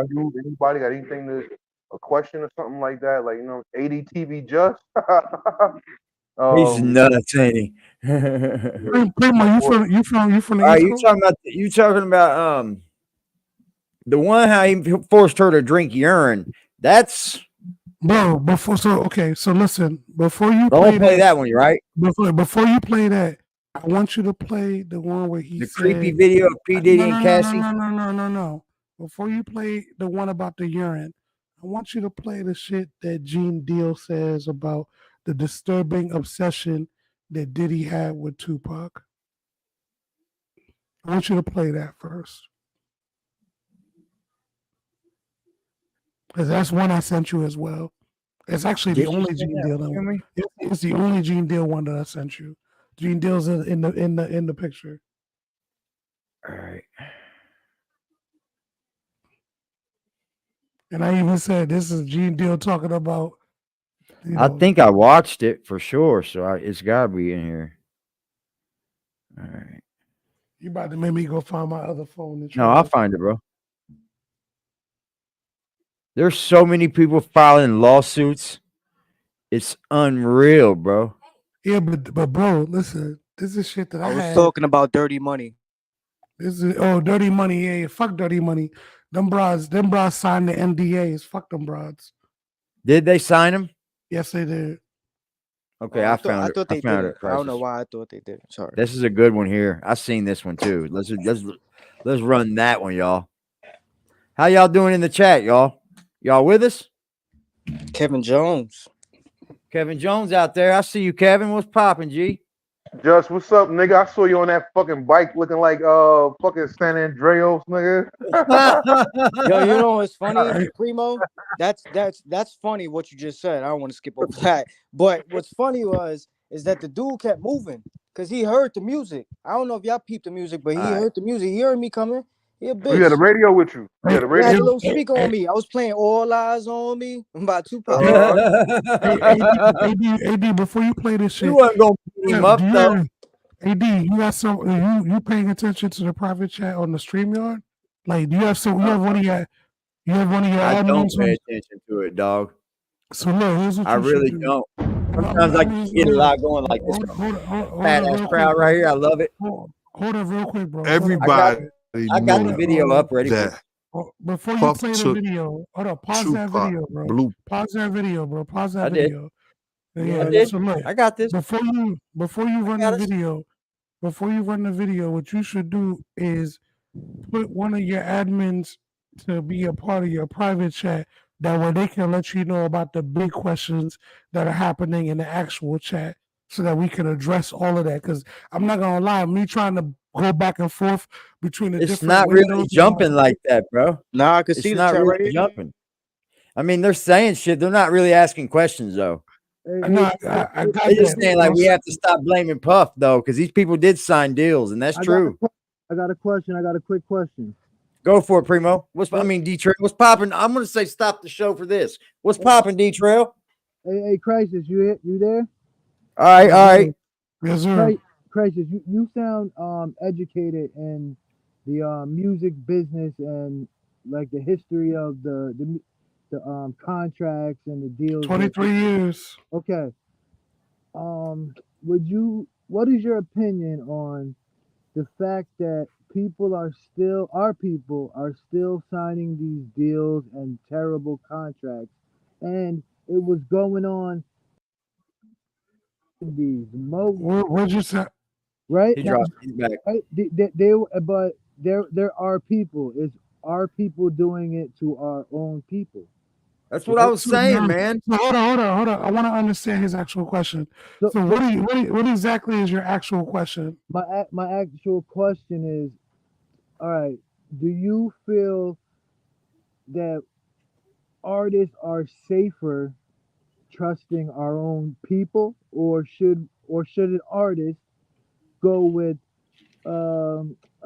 let's just say a team that doesn't look like us, that doesn't come from where you come from, doesn't speak the lingo?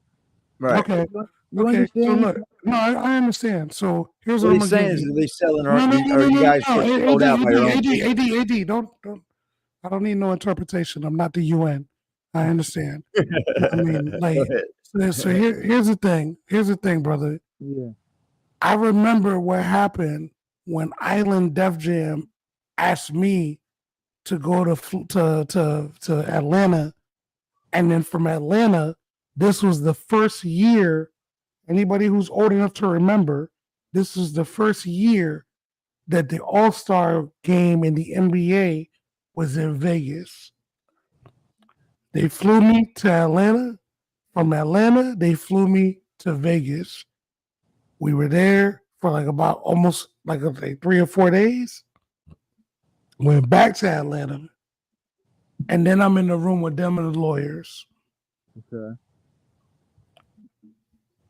I'm an Aries. So the problem with me is this.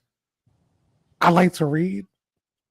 And if it doesn't make sense to me, I like to ask questions. Okay. But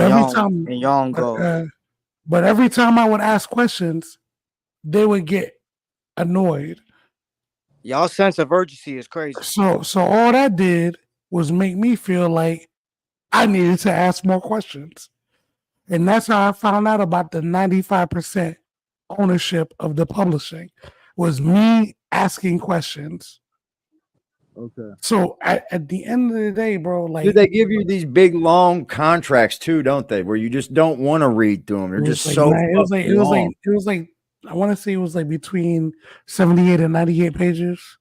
Yeah, see. Okay, but I've heard of them going like somewhere in 1 and 3,000 pages. No, not 3,000. It's up to like 128. All right, Crisis. In these rooms, right, where you're having these meetings, are the majority of the people, are they black men?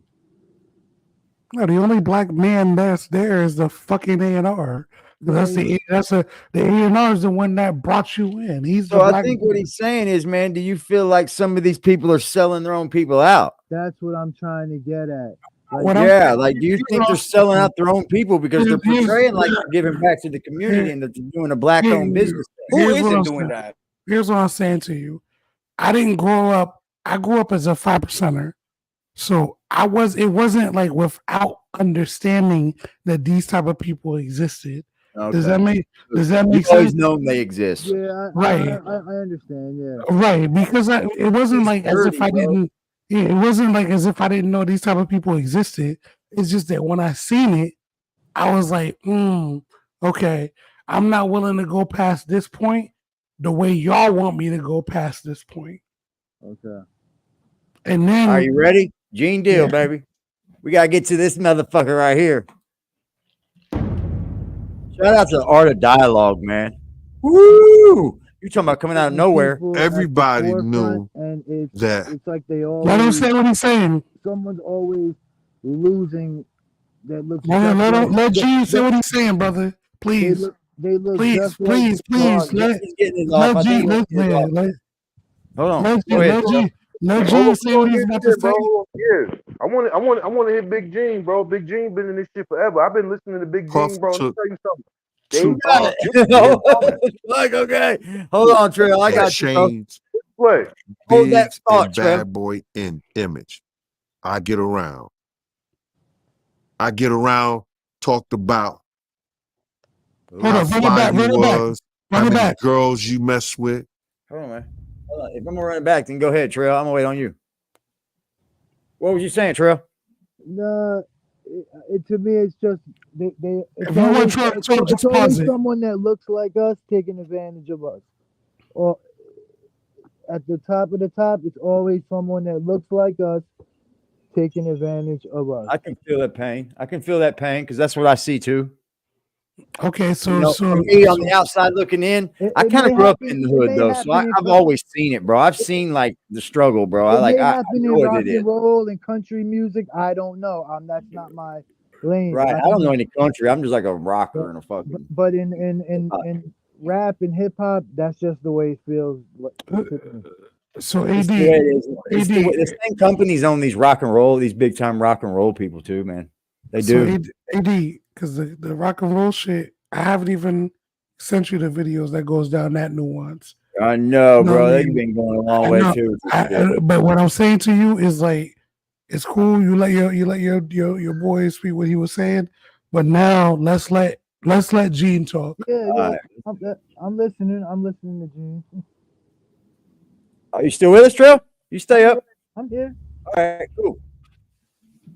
Everybody knew that Puff took Tupac blueprint and changed Biggs and Bad Boy in image. I get around. I get around, talked about that money, how man. fly you was, how many girls you mess with, how many cars you drive, how much money you got, what you willing to do. He took his image. Pac was the first one on the scene wearing Versace shirts. He went and got the same Versace shirts Pac had. Pause it. All right. Pause it. You see that picture? You see that Diddy is wearing the exact same shirt that Pac had on? And when Diddy's wearing it, Pac is already dead. He wanted to be just like Some Pac. dudes would do that. You'll never catch me wearing something else, something that somebody else got. He was knocking down all the women that he thought Pac was knocking down. And what I mean is having sex with them. Why would you want to have sex with women you know for sure a dude that was once cool with you was dealing with? Pause it real quick. I'm not having sex with my homie's girl, bro. Okay, so AD though, AD, think about something, right? So I mentioned this before. I sent you that video where they said about what Big did to get his deal, right? Mm-hmm. Okay. You're right, Kevin. There's a lot of white boys right there. Hold on. And you remember I also said to you, AD, I said there's a reason why Pac was mad at Diddy. And based off of everything that we know about Diddy, there's only 3 reasons why Diddy and Pac fell out. Because look, Gene Deal was the person who was right next to Puff that entire time. And he doesn't even know, according to him at least. I think Pac went with the gay shit. But they say Pac may have been gay too. No. Here's the thing though. When you're the victor, so who writes history? Who writes history to you? The victor. The winner. Okay. So if you're the winner relax. If you're the winner of the war, you're the one that gets to write history. The thing is that Tupac, if you listen, and that's the reason why I sent you so many messages today, AD, because I wanted you to hear the 2 different versions of that same track. Puffy getting bobbed like a bitch versus. I think it goes back to hey, bro. Hold on. Let me finish. Hold on. Let me Let me get finish. a bubble. Let me get a bubble. Let me Hey, finish. one day you got to interview. You got to interview Crisis. Where you from, bro? Who is it? What school you go to? One day we got to interview. We got to get in deep in Crisis. Listen. Okay. Listen. Yeah, I'll interview it. Puffy getting bobbed like a bitch versus Puffy getting robbed like a bitch. Those are two different phrases. Yeah. That mean two different things. And AD, remember what I sent you? Yeah. Okay. I told you that would have two different outcomes. Because when Pac said it, I think it's a gay thing, bro. Gotta be a gay thing. I don't think Pac was gay shit. And look. This ain't Jimmy Iovine getting roasted right now too. And look, AD, here's the crazy part, right? Pac wasn't even afraid to talk about gangsters in New York at the time. Nope. But the one thing that he didn't want to talk about, the one thing he wouldn't talk about is these motherfuckers who was really running the industry. That's why he said Puffy getting bobbed. You gotta remember who he was. Hold on. Let me finish the quote. Let me finish the quote for the audience.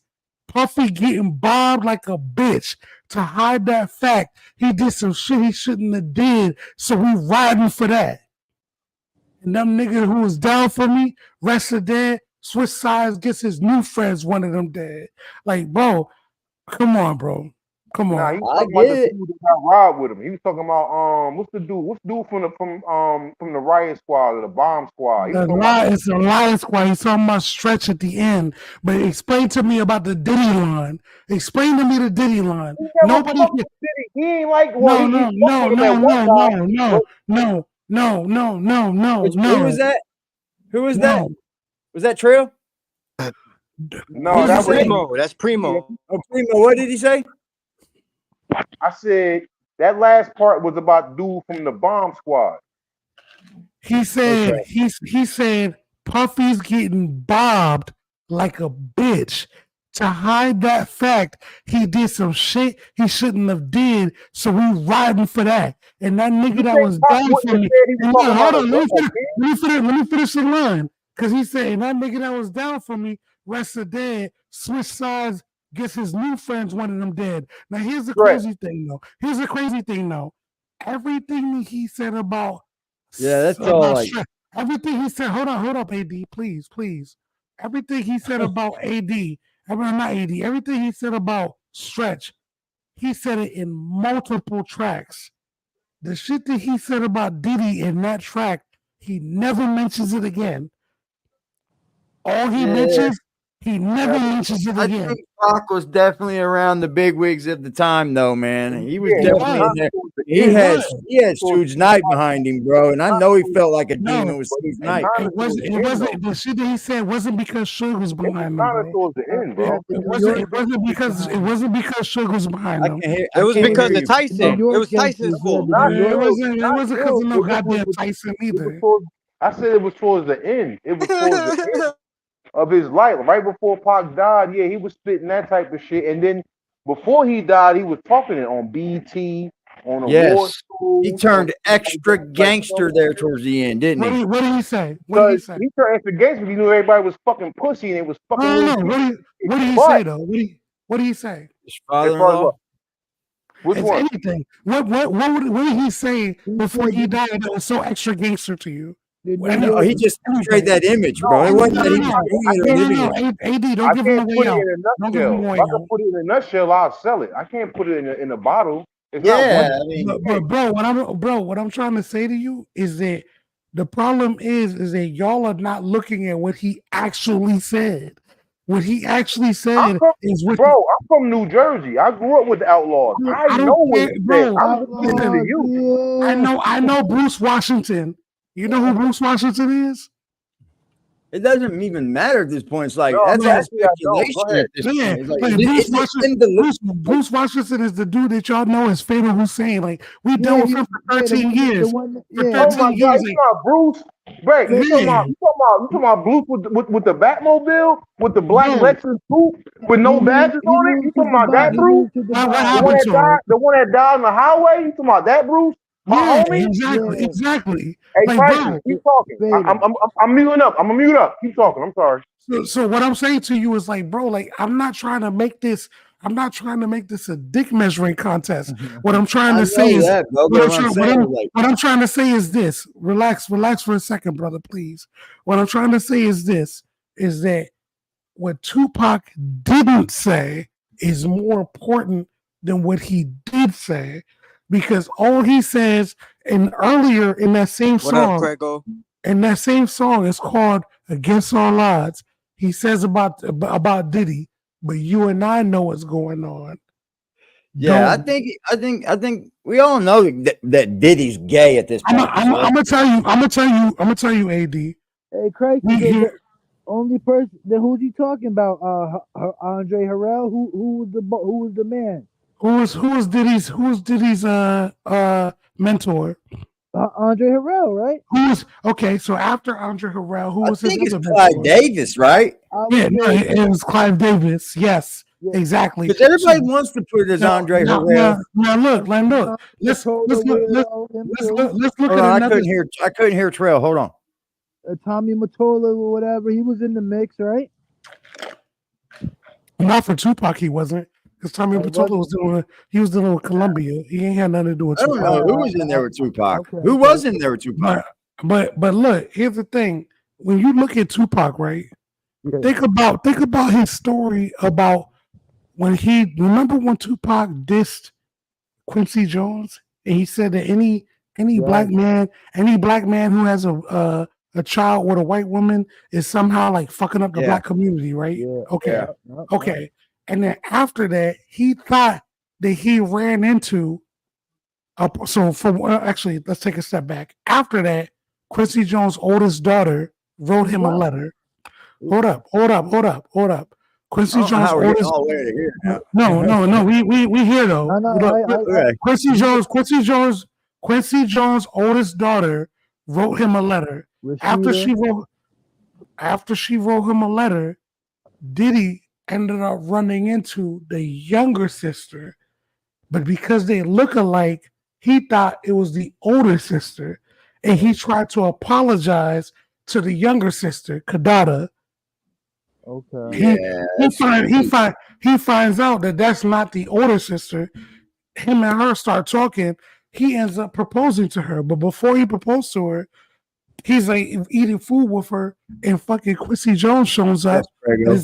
Quincy Jones shows up, and he's like, "Tupac, I gotta talk to you."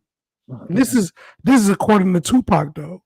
He says that Quincy Jones tried to proposition him on some homo shit. And so we know Pac ain't with the gay shit. And Tupac said he wasn't with it. And that probably banished him from so much. So let me ask you a question. Because either you're with it or you're not. And apparently there's more people that are with it than there is not. So AD, let me ask you a question. If Clive Davis is the mentor to Andre Harrell, and Andre Harrell was the original mentor to Diddy before Diddy went to Clive Davis, is it far-fetched to believe that part of the reason, because nobody seems to know why Tupac and Diddy fell out. Nobody seems to know why. Is it possible that he might have fell out with him because Diddy tried to get on some gay shit? Yeah. Because that's the reason why everybody falls out with him, Crisis. Everybody falls out with him for that reason. The only thing that Tupac says is, "You and I know what's going on, don't we? Payback. I knew you bitch niggas from way back. Witness me slash you, I believe that all bad relationships have ended because they don't want to fuck with that weirdo shit. And they've signed all the NDAs, so they can't. Back then, bro, there was no NDAs. Back then, it's just that you knew not to talk about certain shit because you knew it wasn't coming from them. You knew it was coming from the people who actually controlled this shit, like Clive Davis. Like you knew it was coming from them. So it's like you just let them know, like, look, Diddy and Pac used to be cool, but maybe something happened between him and did. Pac. I know, and it probably was some gay shit, bro. And Like, Pac look, wasn't with it. there's only so many times somebody's going to force you to be gay, right? Before you take it a different way, Pac was right? loose with Pac was getting loose with his. Why the did ranch Pac move too, to West towards Coast? the end. Yes. He was wild, bugging out. Because Saying too isn't much. Pac from East Coast?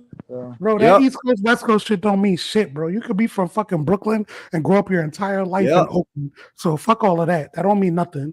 You know what I mean? Yeah, He was born in the Bronx, but that don't mean shit because he spent he most of his probably life was in around the You West know Coast. that the Outlaws was like the first drill artists, nigga. Them niggas was rapping over Yes, other they niggas. were. And they were all from Jersey. Hey, bro, look. Not all of them, nah, but the main ones was from Jersey. You know the East Side is too is from Jersey. Yep.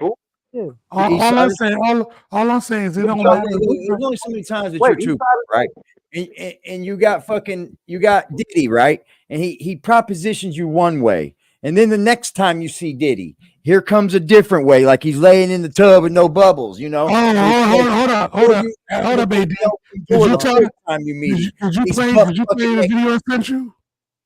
What Kim Porter said about Done with him. Diddy and Biggie? Yeah. You played that? Yeah. Yes. Yo. Yes. I You believe see it, that? bro. If he's gay, he's going, bro, he might have that sickness. Let's see what Gene's got to end with here, man. Let's see. Image. I Because believe you got to realize, bro. I believe it's all real. Puff and Pac was cool at one time. Definitely all we believable. know this. Mopreem said that they was going to sign the Bad Boy. Salute to the So chat. if he's going to sign to Bad Boy, it was because of Corey and them. I put that picture on the internet. I put the picture on my channel of Corey Jones. Just Corey Jones, Corey Jacobs. I think Corey Jacobs and Pac right next to each other. Those was the real bad boys of Bad Boy. You understand? Those are the one who got the 16 to life sentence. That Pac was going to go and be with them first. But then Mopreem said when it became just Big and Puff, because Corey and them went to jail, he changed his direction. But nobody know why Pac and Puff fell out like they did. You understand what I'm saying? Nobody know it really why. wasn't even but aired Puff out with the had an Biggie drama. obsession with him for whatever reason it was, because he started wanting to act. He started wanting to rap. He had an obsession so bad that at his Grammy Award what's good winning speech, he used the same speech that Pac used. Yeah, that's backbiting, That bro. shit is crazy. So when I say I'm obsessed with talking about Puff and telling y'all the truth, telling y'all the truth. Pause that real quick, bro. Who's obsessed with who? All right, real quick, let's go. Dialogue, let's do it. So What you think? When you hear him talk about the fact that Puff was out here trying to smash all of the girls that he thought that Tupac smashed. He loved Tupac. He had a gay love for Tupac. That's crazy to think about, bro. And it's not unheard of. And this is where you have to understand where the falling out came from. Because the one thing about Pac that we all seem to understand is he had a whole homophobia thing going on about himself. You see the way he acted about Dr. Dre. Yeah. Here's the thing, man. I'm done speculating on Pac, though. So when they bring Pac into this shit, I almost force it out of my mind. You know what I mean? I just almost force Pac out of all this gay shit. I almost force him out of not being involved in all this. All that Puff stuff makes sense. He liked Pac. Yeah. Puffy had a thing for Pac, man. That's what that was, in my opinion. Yeah. Oh, look, the He thing scared is, Pac's gonna set him out, bro. the thing is that the thing about Diddy is that he wants to dominate people. He's got a control issue. Right. So if he's trying to Control mind. like, go ahead and play the rest of the audio, bro, because I know you're about to All right, play I'll play it out, and then we can hit on it. Before Puff, allegedly he had Sally before Puff, and Kim had an obsession or liked Pac so much, she on the red carpet with Tupac shirt on. That That's hits a different. crazy picture. Wow. Who's obsessed with who? Wow. So you believe Diddy, he only got with Sarah Chapman because Pac, he had her at one point. And it was a bet in the office.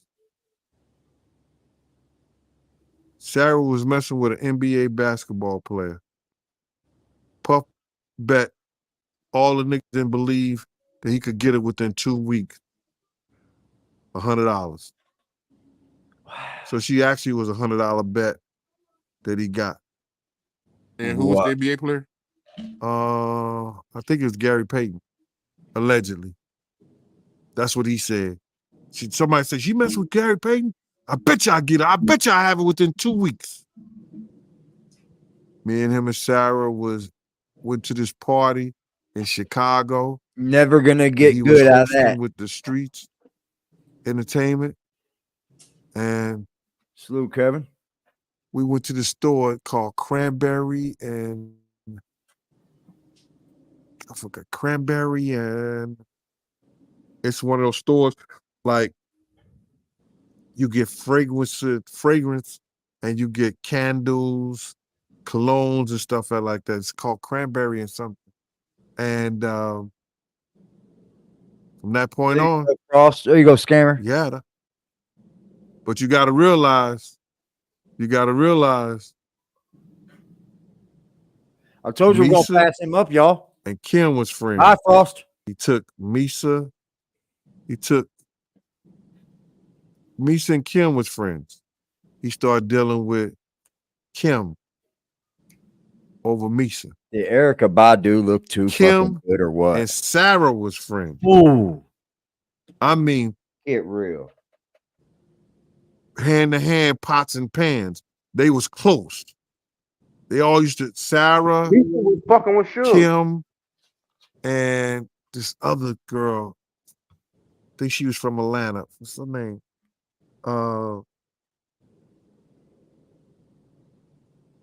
It missed me right Hey, now. Crisis, talk about But that. How you they feel all used about to hang that? Misa together. was fucking with Suge. Puffy baby So mother then was fucking with Suge and them. He was Went always from Kim to Sarah.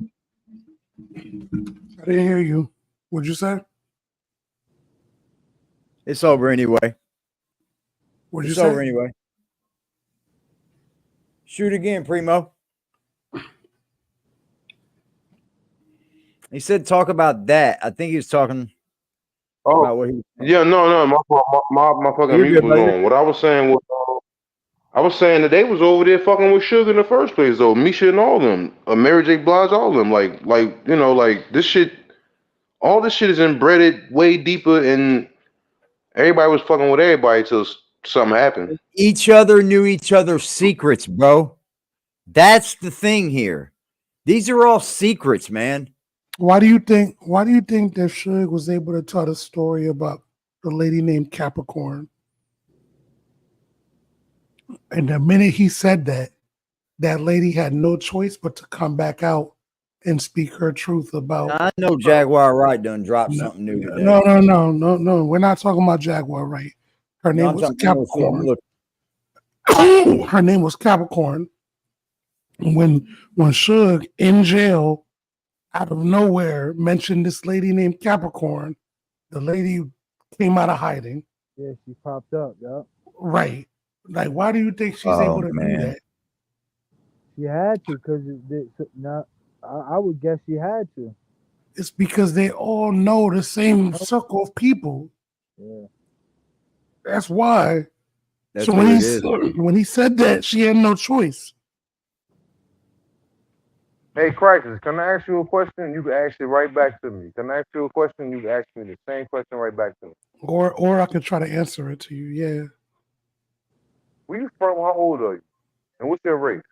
What race do you think I am, nigga? Come on now. Like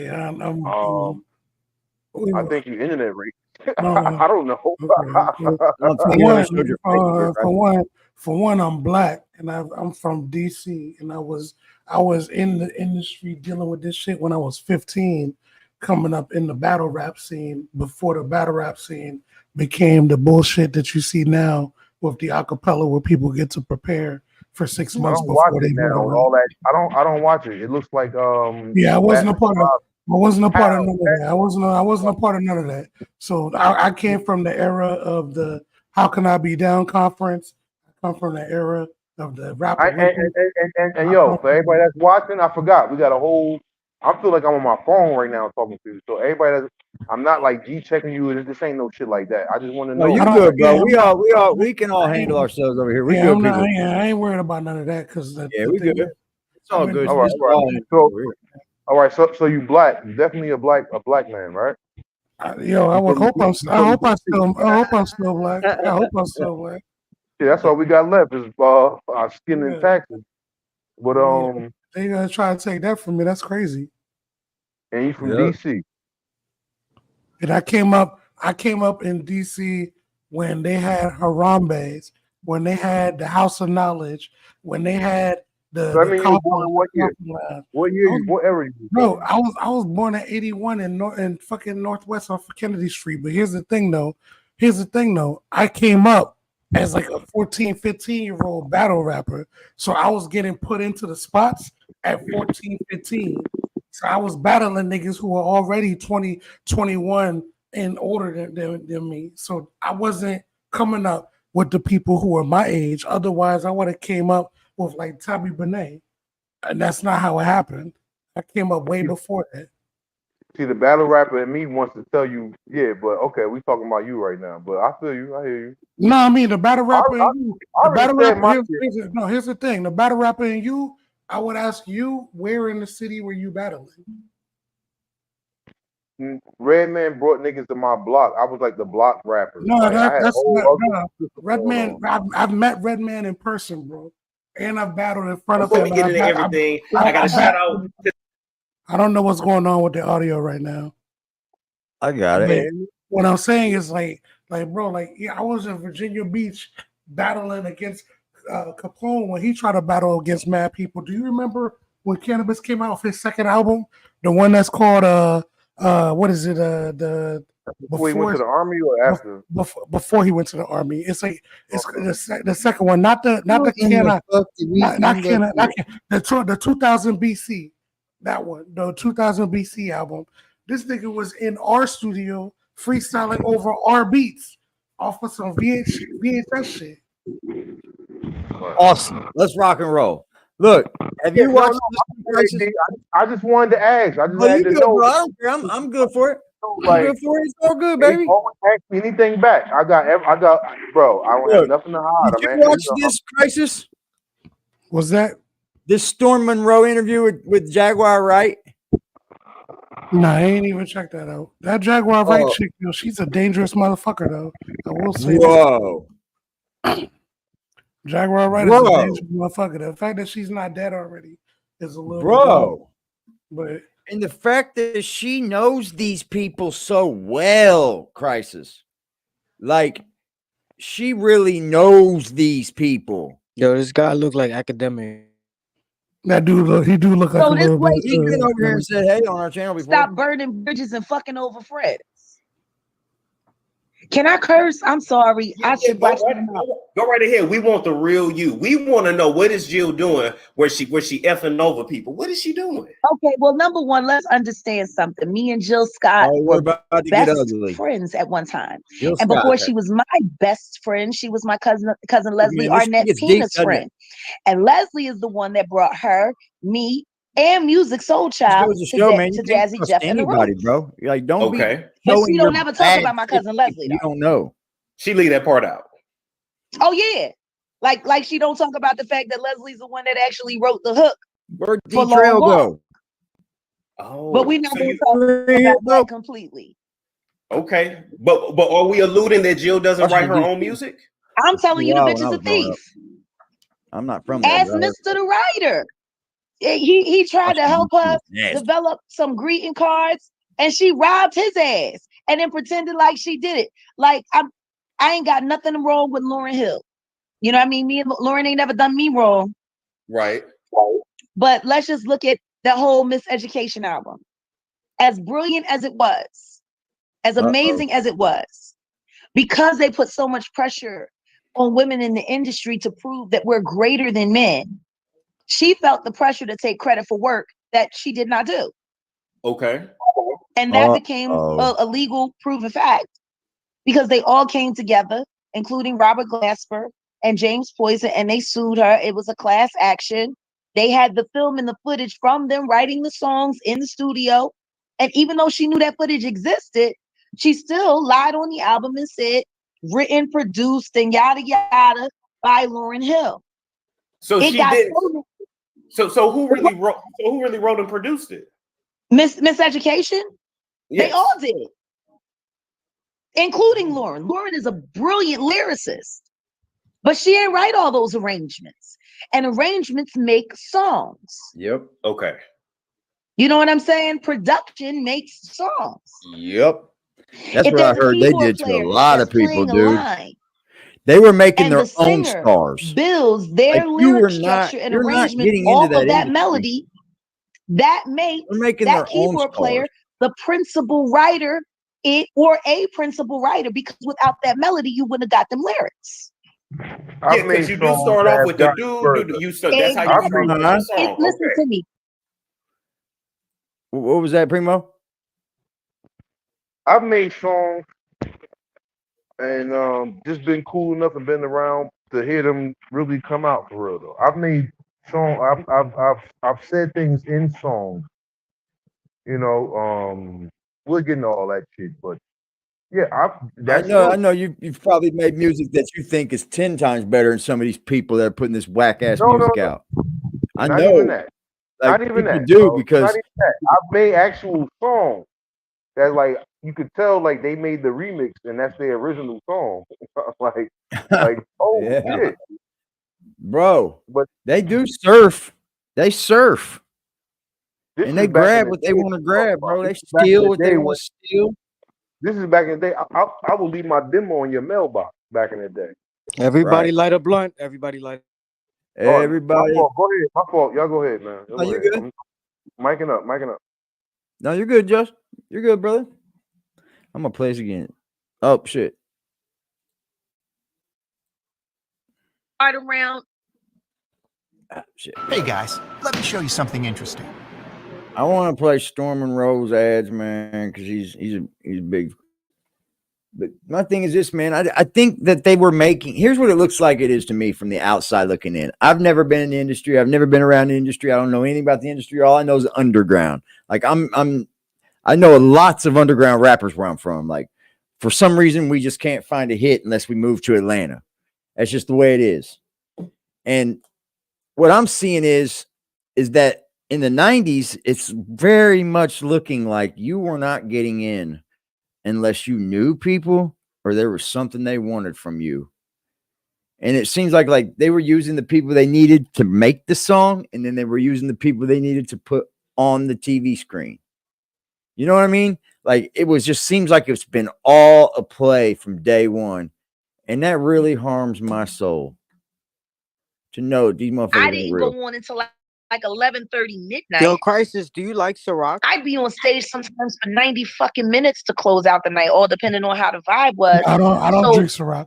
Hey, Judge, I got to New York at 4 p.m., but it was a Hey, 2-hour hey, drive from Philly. Hey, yo, Okay. hey, real All quick. depending I on don't how like quick. vodka. I don't like vodka. Hey, on some real shit, just I was pumping the effing vodka before 50 tried to promote them. I had been pumping the effing vodka because they had a flavor called blood orange. You know what I'm saying? Like I was pumping effing vodka before 50 signed with Wait, them. but why did you say that right now? What was so special about that one? Because you asked me if I fuck with Ciroc. I told you no. I don't No, fuck but with that flavor, what, you like that one? Or something? Yeah, the And blood, just, that's real the proof, blood, nigga. Like, look it up. blood orange. Yeah, blood Got you, orange got is you. blood orange is fucking amazing. What are you Well, talking I about? like dark. If I'm gonna Yeah, drink blood. liquor, I'm gonna drink Crown Royal. Yeah, I don't drink brown liquor and nothing like shit. I drink Yeah, vodka. see, I'm different. That's see to me. Here's what the light liquor makes me speed up. You know what I mean? I get real speedy, like I get like a speedy drunk on it. But if I drink some brown liquor, I get like a laid back and I fucking just Bro, chill drunk. You know what we used to do, just to let you know how much trash. What's up, Don? Just so you know how much trash Ciroc was, just because It Ciroc is wasn't trash. so Ciroc wasn't even as many times distilled as like Belvedere or Saveca or even Grey Goose.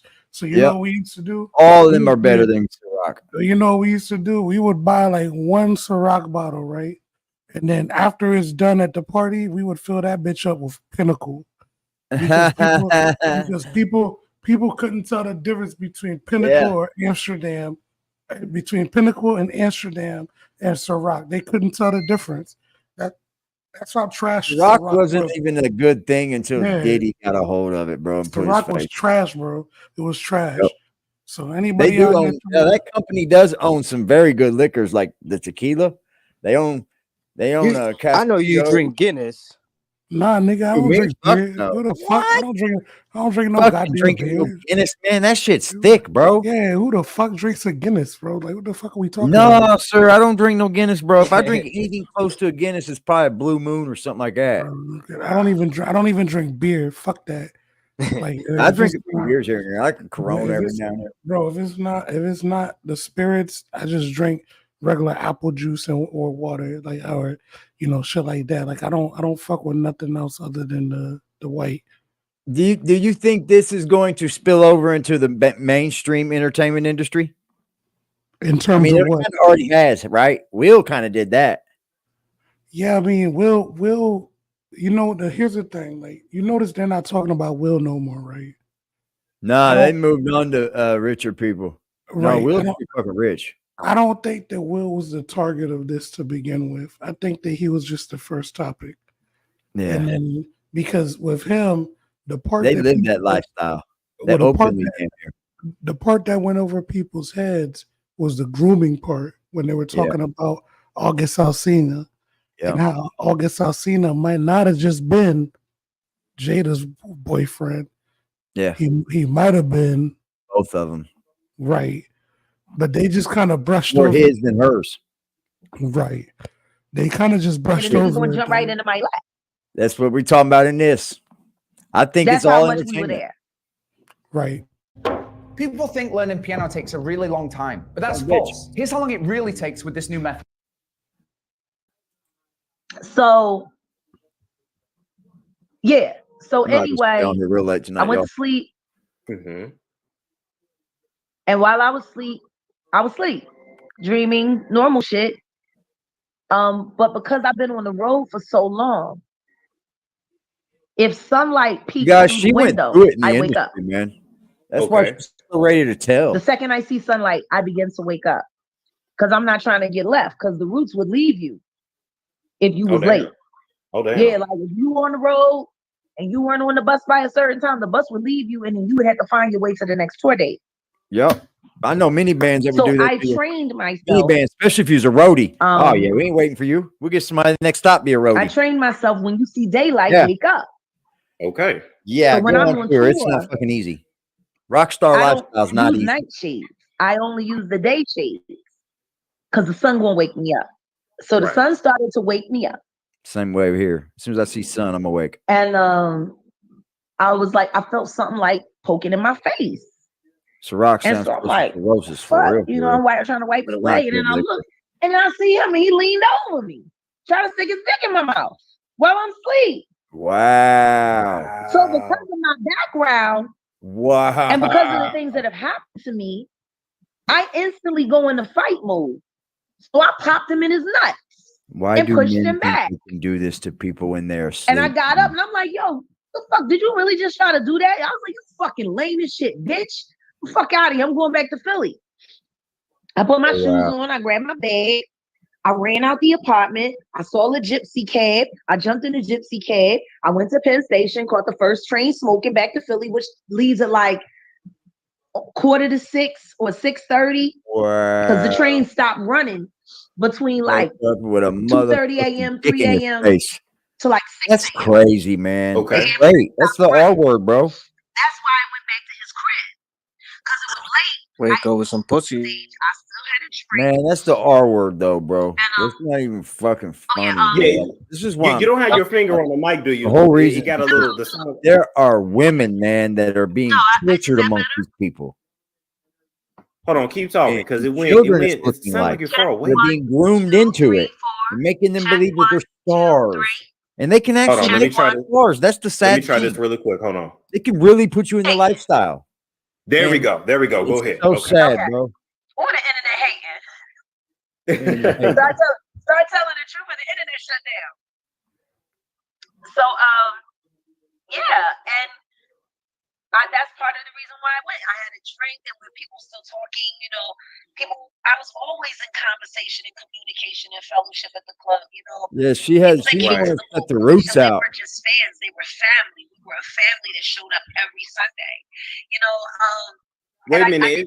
Hold on. It sounds like you're in a tunnel now. You didn't do nothing. You didn't do nothing different, No, did you? I swear to God.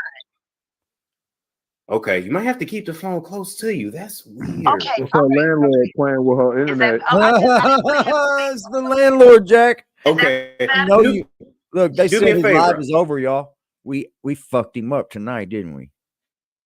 I think we did a better stream than him. I know we. I'm gonna take you out. Hop right back in. I know we did, gang. I know we did. Okay. All right. Look Just for hop y'all, right back man. in. Okay, Swat we're gonna let up. Jag hop back in because I don't know what was happening. We was listening to it, it was good, and then it just sounded like she was underwater. I really like that guy, man. He's a But I good know kid. sometimes when you hold your phone, sometimes you can like accidentally like put Stormy your Road. thumb over the mic part. So I'm hoping she don't have her thumb on the mic part. But this shit is interesting here. Like, Yeah. Jag look, I love her. I love her. Right, that's the demon time because she actually telling the truth. Hey, you know what though? This is the people that we need to pay attention to this. We need these people. We need these people. And it's coming out that our government will get rid of you. I mean, we need these kind of people. Jaguar, right? We need you, honey. No, she's gonna be back. We need She's you. definitely gonna be back. We're gonna let her back. Break it down. So basically, so far, she went back to Common's place in New York. She laid down with the sleep. When Common, she bro. woke up, he was trying to stick his phallus in her mouth. Now, I didn't ask her if it was flaccid Common. or hard. Hey, Jaguar. Yes. Was it hard? Okay, what? No, his penis was erect. It was erect. It was fully erect. Yeah, he was ready probably to go. was. He's probably fucking Wow. Yeah. Bro, Common. Did you have any attraction to him at all? Did you give him any inclination that? Of course, I was attracted to Lonnie. He was common sense. Okay. Yeah. I was totally attracted to him. I thought he was cute. They I thought he was want to adorable. know. They want to know. Was it big? You can answer that if you want to. What I will say, from what I remember in that very uncomfortable moment between he and I, was that he was normal sized. That's what I remember. Average guys, there. Y'all so nasty. Okay, go ahead. No, listen to me. I was gonna say it, and then I said no, that would be crass. But then they asked, so I gotta tell them, yeah, he was normal. We gotta have people like. I her, mean, y'all. from what I saw, That's it what was makes real her quick. so believable. It was the That's only what makes time I her had so any believable, interaction y'all. with his penis. It's her And for that actual blunder, he got no nana. AD, check the stream. I can't trust you. No You money, goofy. no honey. Yeah. Why would you All stick right, your you're dick good, in a brother. rape survivor's mouth while she sleep and trust that she ain't gonna bite it off? Right. Did he think you was that drunk or good, passed Precious. out, You're or I good, don't? bro. I don't fucking know We'll what do the your fuck he family thought. What I thing, big did dog. think in later years when I I'm kind not of gonna hang out examined much it in longer my either, mind man. to What see time was is there it? anything that I could have missed. Like I said, I never said anything. He comes to Dallas still. I bumped into him bro. at the club. We took a picture together with RC from the Grits, Erykah Badu's musical director. Okay. Like, it wasn't that, like, we So- haven't had any bad blood between us. Right. But when trauma happens, bro. and it becomes deep-seated in your mind and embedded in your mind, you can convince yourself that it wasn't as bad as you thought. Common as well. So that's also traumatizing to her. Recordings just got better. Hey, it's Dana from StreamYard. I'm so excited to announce. Common tried to dick in her mouth, yo. Yeah. She might not be having that conversation in public. Oh, God yeah. knows what that conversation looks like in her pause, home. Pause the video when she real talk- quick. Hold on, what was that? Pause it. What was you saying, Primo? I was asking for D. I heard Primo first. I can't see him. D. Trail still up there? No, he's in the chat though. I see him in the chat. I think he's in the Tell me I chat. said what's good, man. You can hear me? You can hear me? I said what's good, brother. How you? Yeah, he can Fuck hear you. with man. Look, He I can hear I put my Trey. ear to the phone like I can hear. Yo, I put my ear to the phone like I can hear the chat. But I was just saying, I know he responded back. What's good? He can hear the chat. You gonna get on it? Talks to her What was mom. you gonna say, Crisis? You had something you want to say? No, I'm Just just come up saying. here, D-Trail, right now. Come up here, man. My fault. My fault. Hey, Christ, go When ahead, she brother. talks to her sisters, when she No. talks to her agent, when she go get her hair cut, like, you know what I'm saying? These kind of hot topics linger around the people that we love head. Yeah. But let's keep it real. Come on up if you want, bro. I'll drop this link for you, Trey. You sound good. Go shoot your question, bro. I'll put it up here for Crisis for you, bro. I'll ask it. No, he's never gonna marry her, so I hope she don't waste too much time with him. Hey, yo, pause that shit, bro. Pause it. I knew you Yo, had something. I'm pausing, I man. knew you Yeah, Jack. D-Trail, do Pull what up you there. got. D-Trail, I'm do what micing you up, man. Pull him in. I got that covered. I said ask it. I'll ask it for you. I got you. Yeah, D-Trail, do Got what you everybody. got because I got to roll out soon. So that's why I was trying to ask AD if anybody had more questions. Yep, he did say he's got to sign off. Plus, I'm going to get off here soon, too. It's been 2.5 hours. I don't want to keep y'all all night, man. Yeah, shoot your comment. Whatever you want to do, Trill, you can come on up if you want. It don't matter. I can't see the I'll drop this link if you need. I hope she never gonna marry him. There's Trill. Hey, we got everybody up here now. Boom, everybody. Yo, D-Trail, what's good with you, brother? What's good with you? Crisis, I got a question, all right? Yeah, do what you do, brother.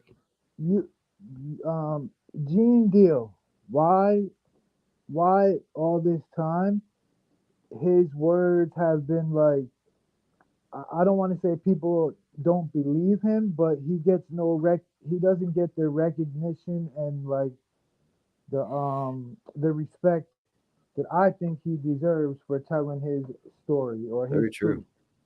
It's actually pretty easy though, because you know in the beginning what Gene was trying to do is he would talk about things that he's seen, but he would never say certain names.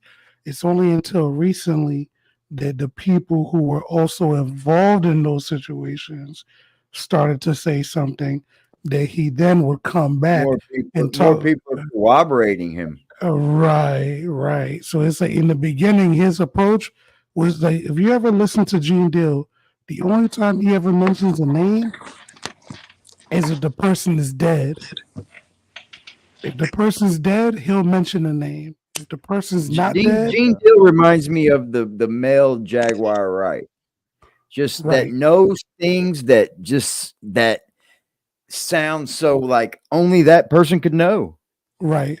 And it's like if the person he's talking about is dead, he'll mention it. But if the person that he's talking about is not dead, he won't mention the name. He'll mention I dig Gene, man. Only because he doesn't want to be no snitch. So that's his main thing, is that he don't want to be a snitch. And he was the bodyguard, right? Yeah, he was the bodyguard. Okay. One of the main things is that's it. He didn't do any other jobs or nothing. One of the main things is you ain't grew up on the East Coast, AD. Like over here, like some of these shits we already kind of knew. Like we knew a lot about what's going on. It just nobody could put their finger on nothing, and nobody would never say nothing. That's why they stay far away.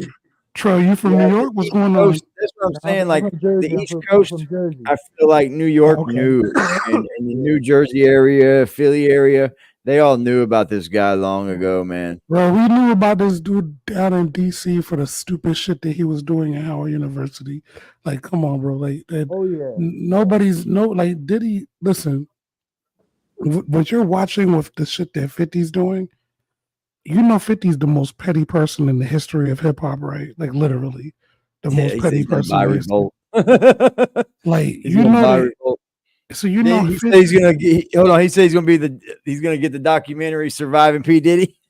Yeah, he's calling it a Diddy Do It. Oh he's calling it. Okay, but check it though. But check it though. Like, did he do it or no? Right, but check it though. but check it though. You have to also remember that him and Diddy have had beef ever since back in the day when he got blackballed and nobody wanted to sign him. That's when him and Diddy first started having beef. Now, you fast forward. My favorite artist to come out of New York. Now you fast forward though. You fast forward, and the reason why why I sent you that video about Tupac with Gene Deal is because I wanted you to understand how petty Diddy is. He's the type of person that if he has beef with you, he wants to smash all of the women that he thinks that you smash. Yeah. Okay. Now, and then he wants to control them. He wants to make them like, oh wow, bro. So now, let's apply that to 2023, where Diddy, after beefing with 50, started dating Daphne, who is the mother to 50's second son. Yeah, I know that. So you could tell how 50 look, there's a famous, and I need to find that video for you, AD, but there's a famous post where 50 first started to go at Diddy, and Daphne comments on the post basically saying like, leave him alone. I'm just trying to be happy. I'm a great mother to our son. This and the third. And 50 don't. Epidemic Sound have advanced search filters. My bad. 50 doesn't say shit to what she says. Yo, I ain't gonna hold you. I think 50 was being a bully. He was being funny as fuck. Bro, he wasn't being no bully. All right, He let was. me hear me out. Let me hear me out. I think he was being funny. I think he was being a fucking bully. He know what the fuck's been going on. I will never believe that Mike Tyson has a secret room where he fucks men and fucks male prisoners, and 50 is a part of that. Now, I hear you out, but let me tell you, my G, that 50 shit, I think that's the wrong tree.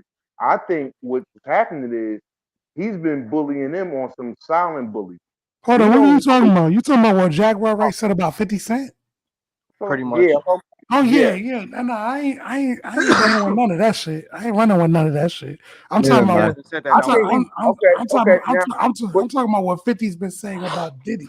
That's what the fuck I'm talking about. I know it's about the baby mother. She was fucking with him. Everybody fucking with everybody. That's why they all got the same herpes from Eazy-E.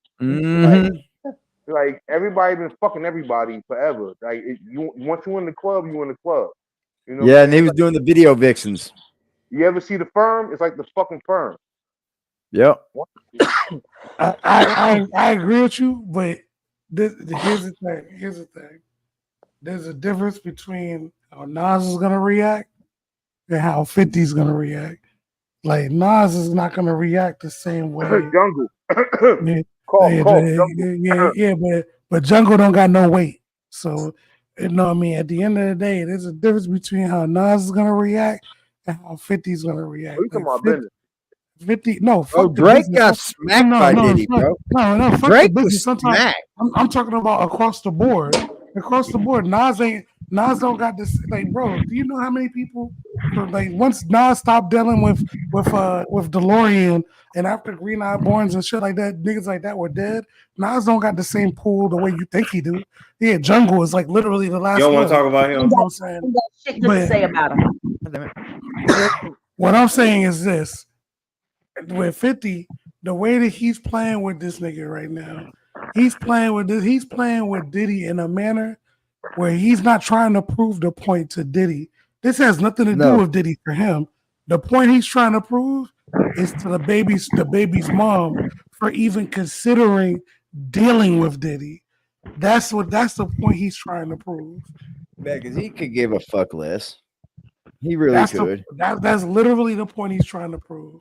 50 is I think Diddy is on his way. He got them all. So you think the feds is coming after him? After who? John Collins.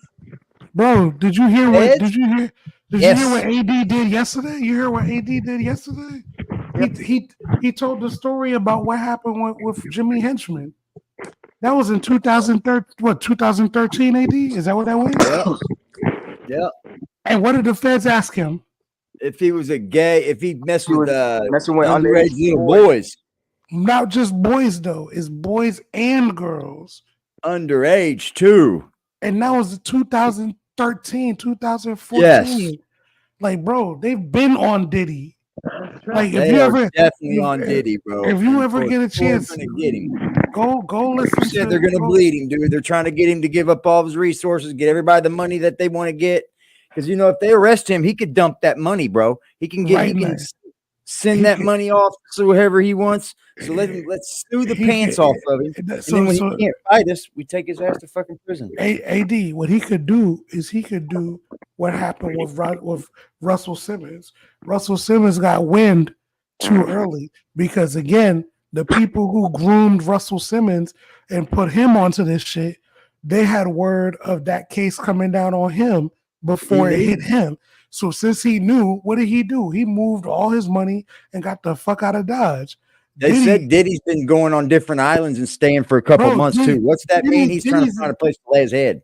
Diddy's in the UK right now. Yep, There's he's a trying whole- to find a place that ain't gonna extradite him. I guarantee it. I guarantee it, bro. He's not gonna remain in the U.S. I guarantee it.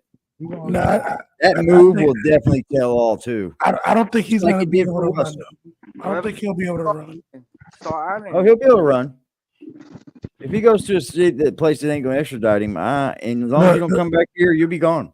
The reason why he's not going to be able to run. An example though, they might not let him do the Russell. They might. The reason why he's Yeah. not going to be able to run is because they already hit his money. Since they already hit his money, he's not Yeah. able to move the money out the way that Russell did. Russell got wind of this shit before the lawsuit started hitting him. So he moved all of his money out. You know what I mean? Diddy didn't do that. So He you got know the what? glove going on. He's fucked. And we're about to Yep. watch. We're about to watch what it looks like when a dude who's not built for jail has to deal with the prospects of going to jail or telling on everybody. And here's the funny thing. Gene Deal on the Art of Dialogue has already come out and said that the true story about Diddy's father is that Diddy's father wasn't no drug kingpin.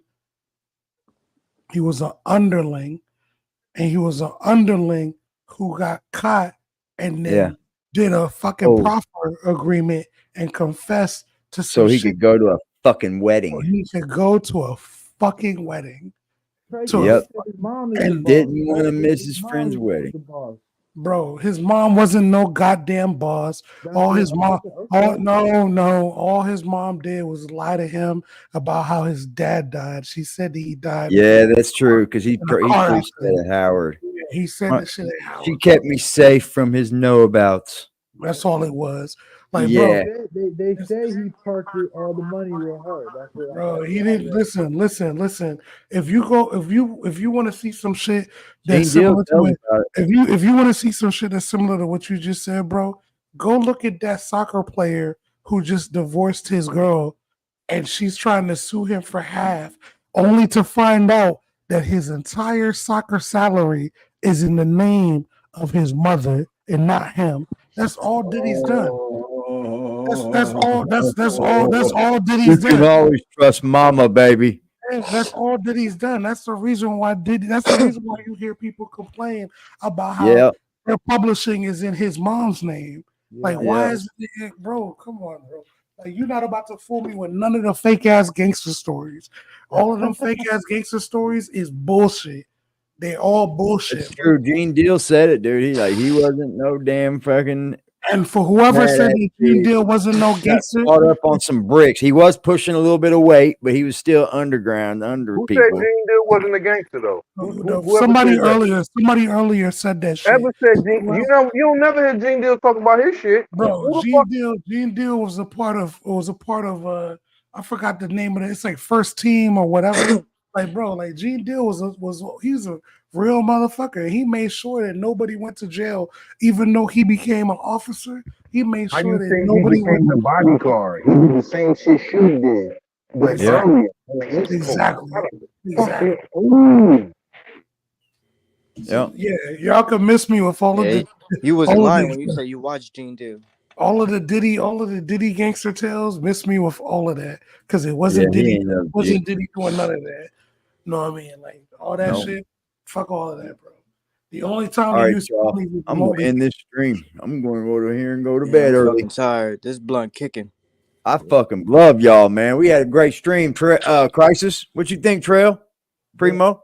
Great stream. I ain't I gonna had lie. questions. I got answers. AD, you got me in trouble. I ain't gonna lie, but she'll be Oh, all you right. was out here hanging out with me? She'll be all right, Sorry, though. Miss Crisis Black. I'm sorry.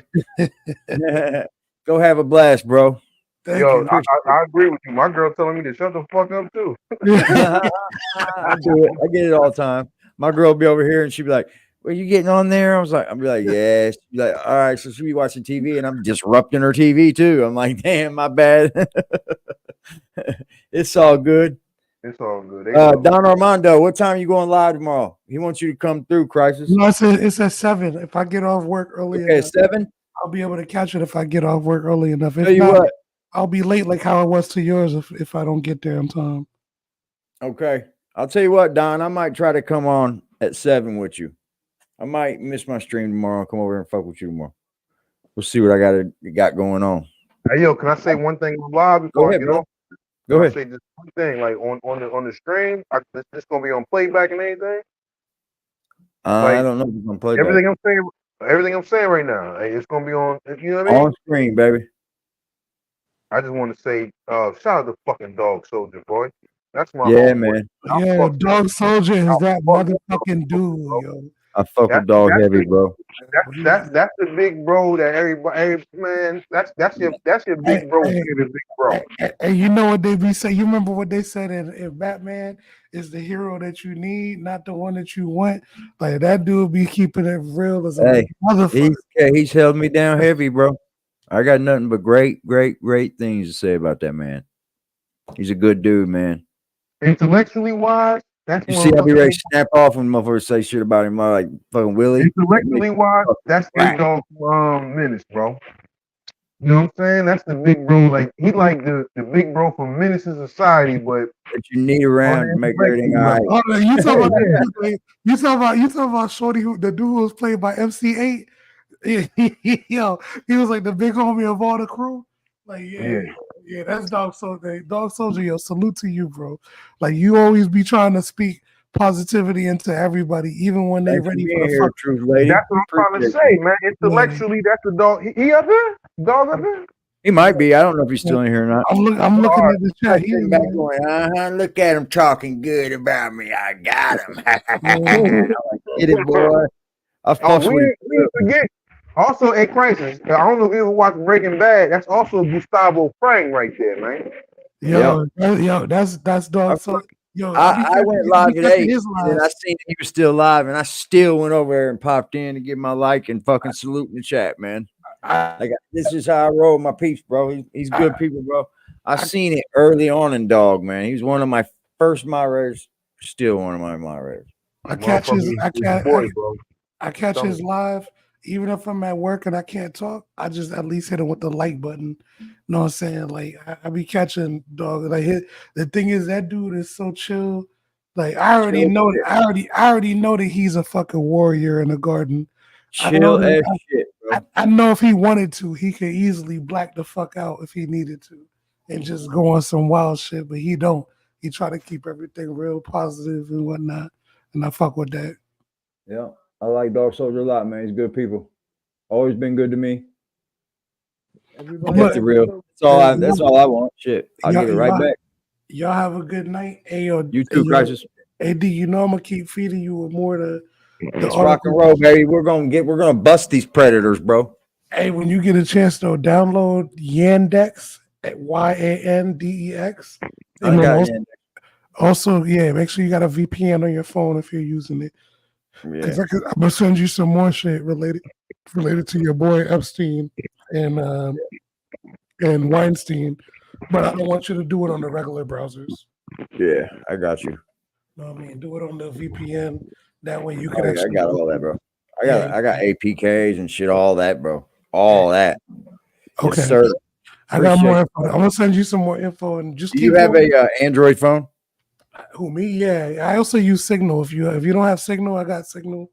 No, I'm saying. I mean, I can hook you up, man. I got a store through Aptoid, and it's got a lot of cracked fucking apps for like music producing and all kinds of shit, bro. It's amazing.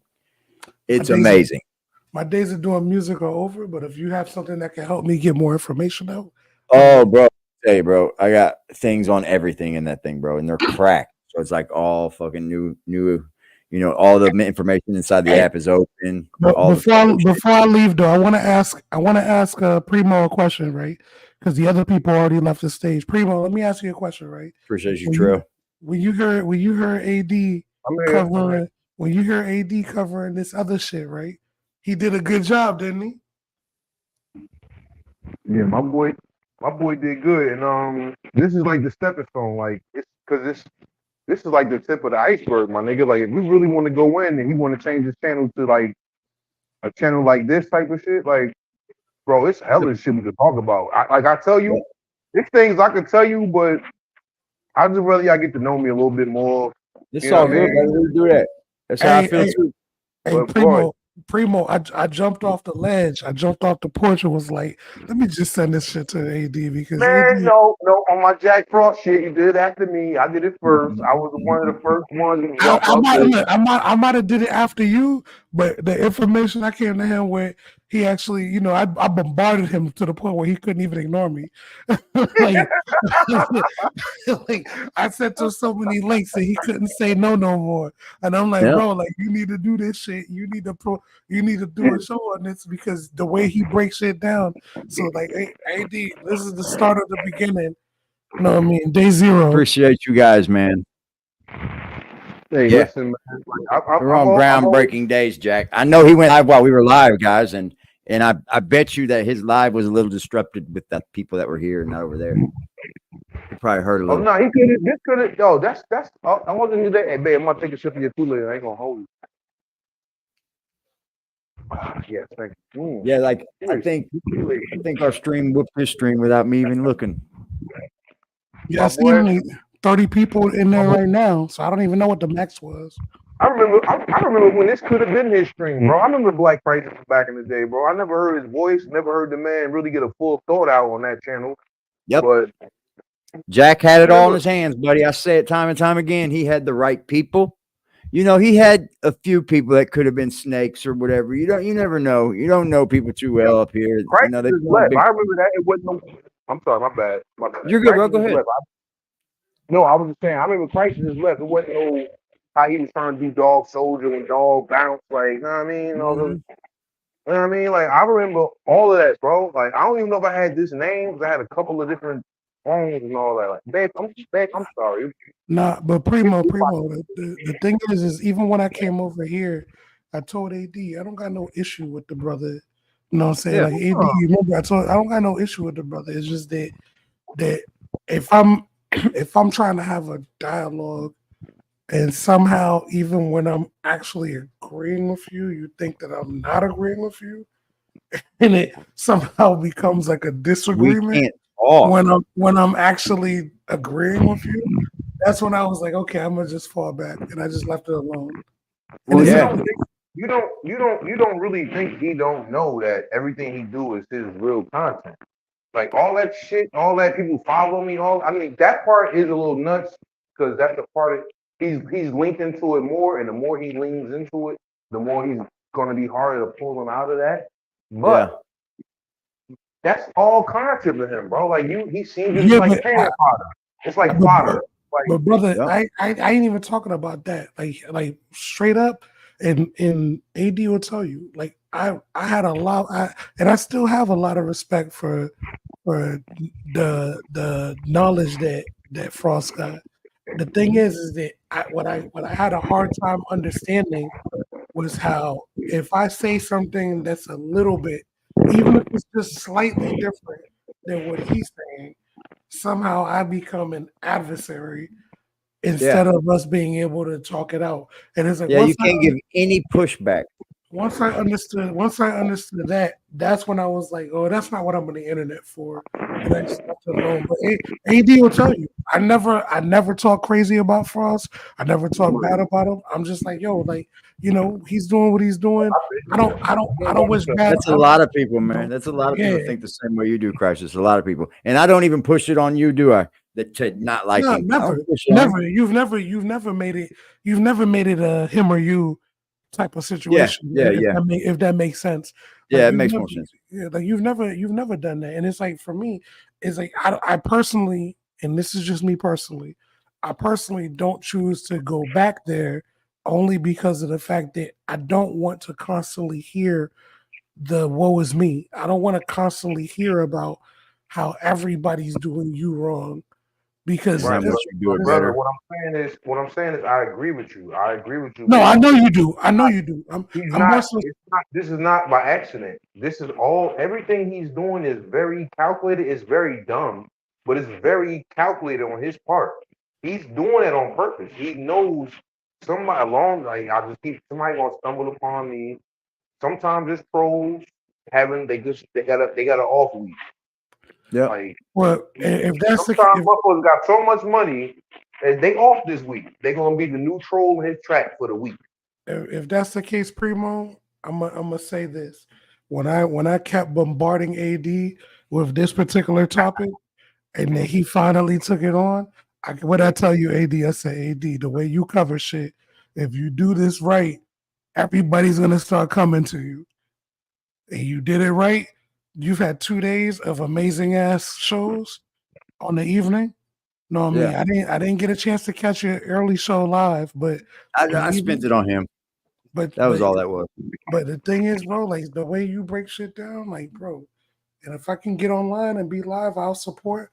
You know what I mean? But and mainly that's because I'm sending you the links for you to do what you do. But it's like obviously it's because I want to see you succeed. So at the end of the day, appreciate that, brother. Once you're gonna get that groove though, and once you get that groove, then you start running. And once you start running, I don't even need to be on the live. You do. I love it. I get to do what I love best though, which is just be in the audience, listen, and then comment in the crowd. Appreciate you, bro. We are out of here. Salute you, both you brothers, man. You guys don't understand how much I owe you guys. That I owe you fellas and you guys in the chat the most. And I could never even begin to think on how I could just repay you the respect that some of you guys have given me. So just that alone, thank you guys. You guys have a beautiful evening, man. You guys are the best. You too, Salute bro. To Crisis. Salute to Primo, man. Primo, you take it easy, brother. It's too late. Hold it down, man. Y'all hold it down, brother. Appreciate you, brother. Yes, sir. We got it. That's very close. Whoever's gonna fall is gonna fall off. I got you, brother. Tell mommy I said peace, brother. Peace, brother. Salute to everybody in the chat, man. You know how I am. You know I owe it all to you guys anyway. Anything that happens over here is because the people do it. I understand that. I'm not Jack Frost. I understand that if anything succeeds over here, it's simply because the people want it to. And I'm not far from that either. Like I get it 100%. Salute to everybody that supports me over here. Salute to everybody in the chat. Salute to everybody that's here every time we go live. Salute to everybody that supports the lives, comes up and talks with us, has conversations. That's what it's going to be about over here now. Conversations. I think we can get further as a people. I think we can open up different doors. I can learn. Maybe somebody else can learn. Who knows? But Jack, you are not the one anymore, sir.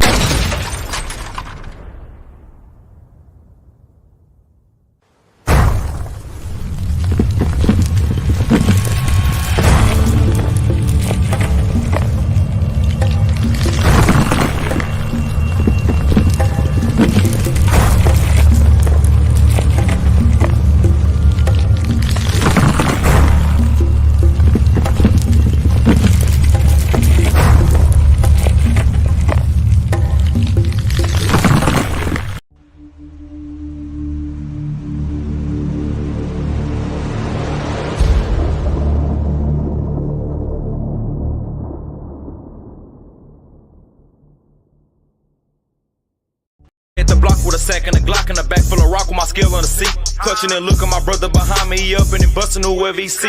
Niggas be rapping, but ain't never done it. They know how I'm coming, they know I'm a creep. Shoot till the stop when I land on my feet, Mr. Louis Gossett Jr. Ah! Ah!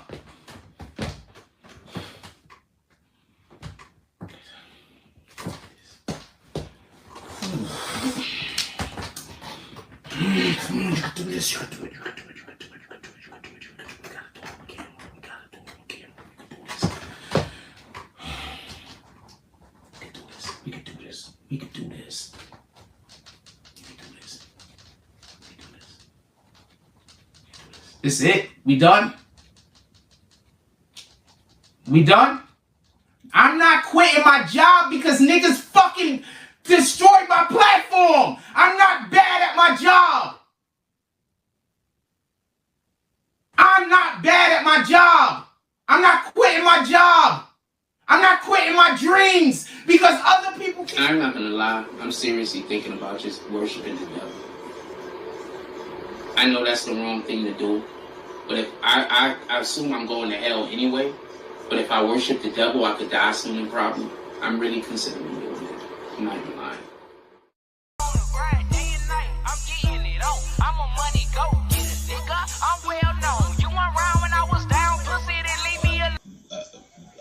Help, you know, I'm a motherfucking money go getter with a real nigga feeling. I do this shit with ease, bitch. I'm fast life living. I can go in any hood. They love a little nigga, couple of them hate, but stay in they place cause they don't want it with me. See me looking good, beating hard, bumping in my city, riding with that sack in that straight.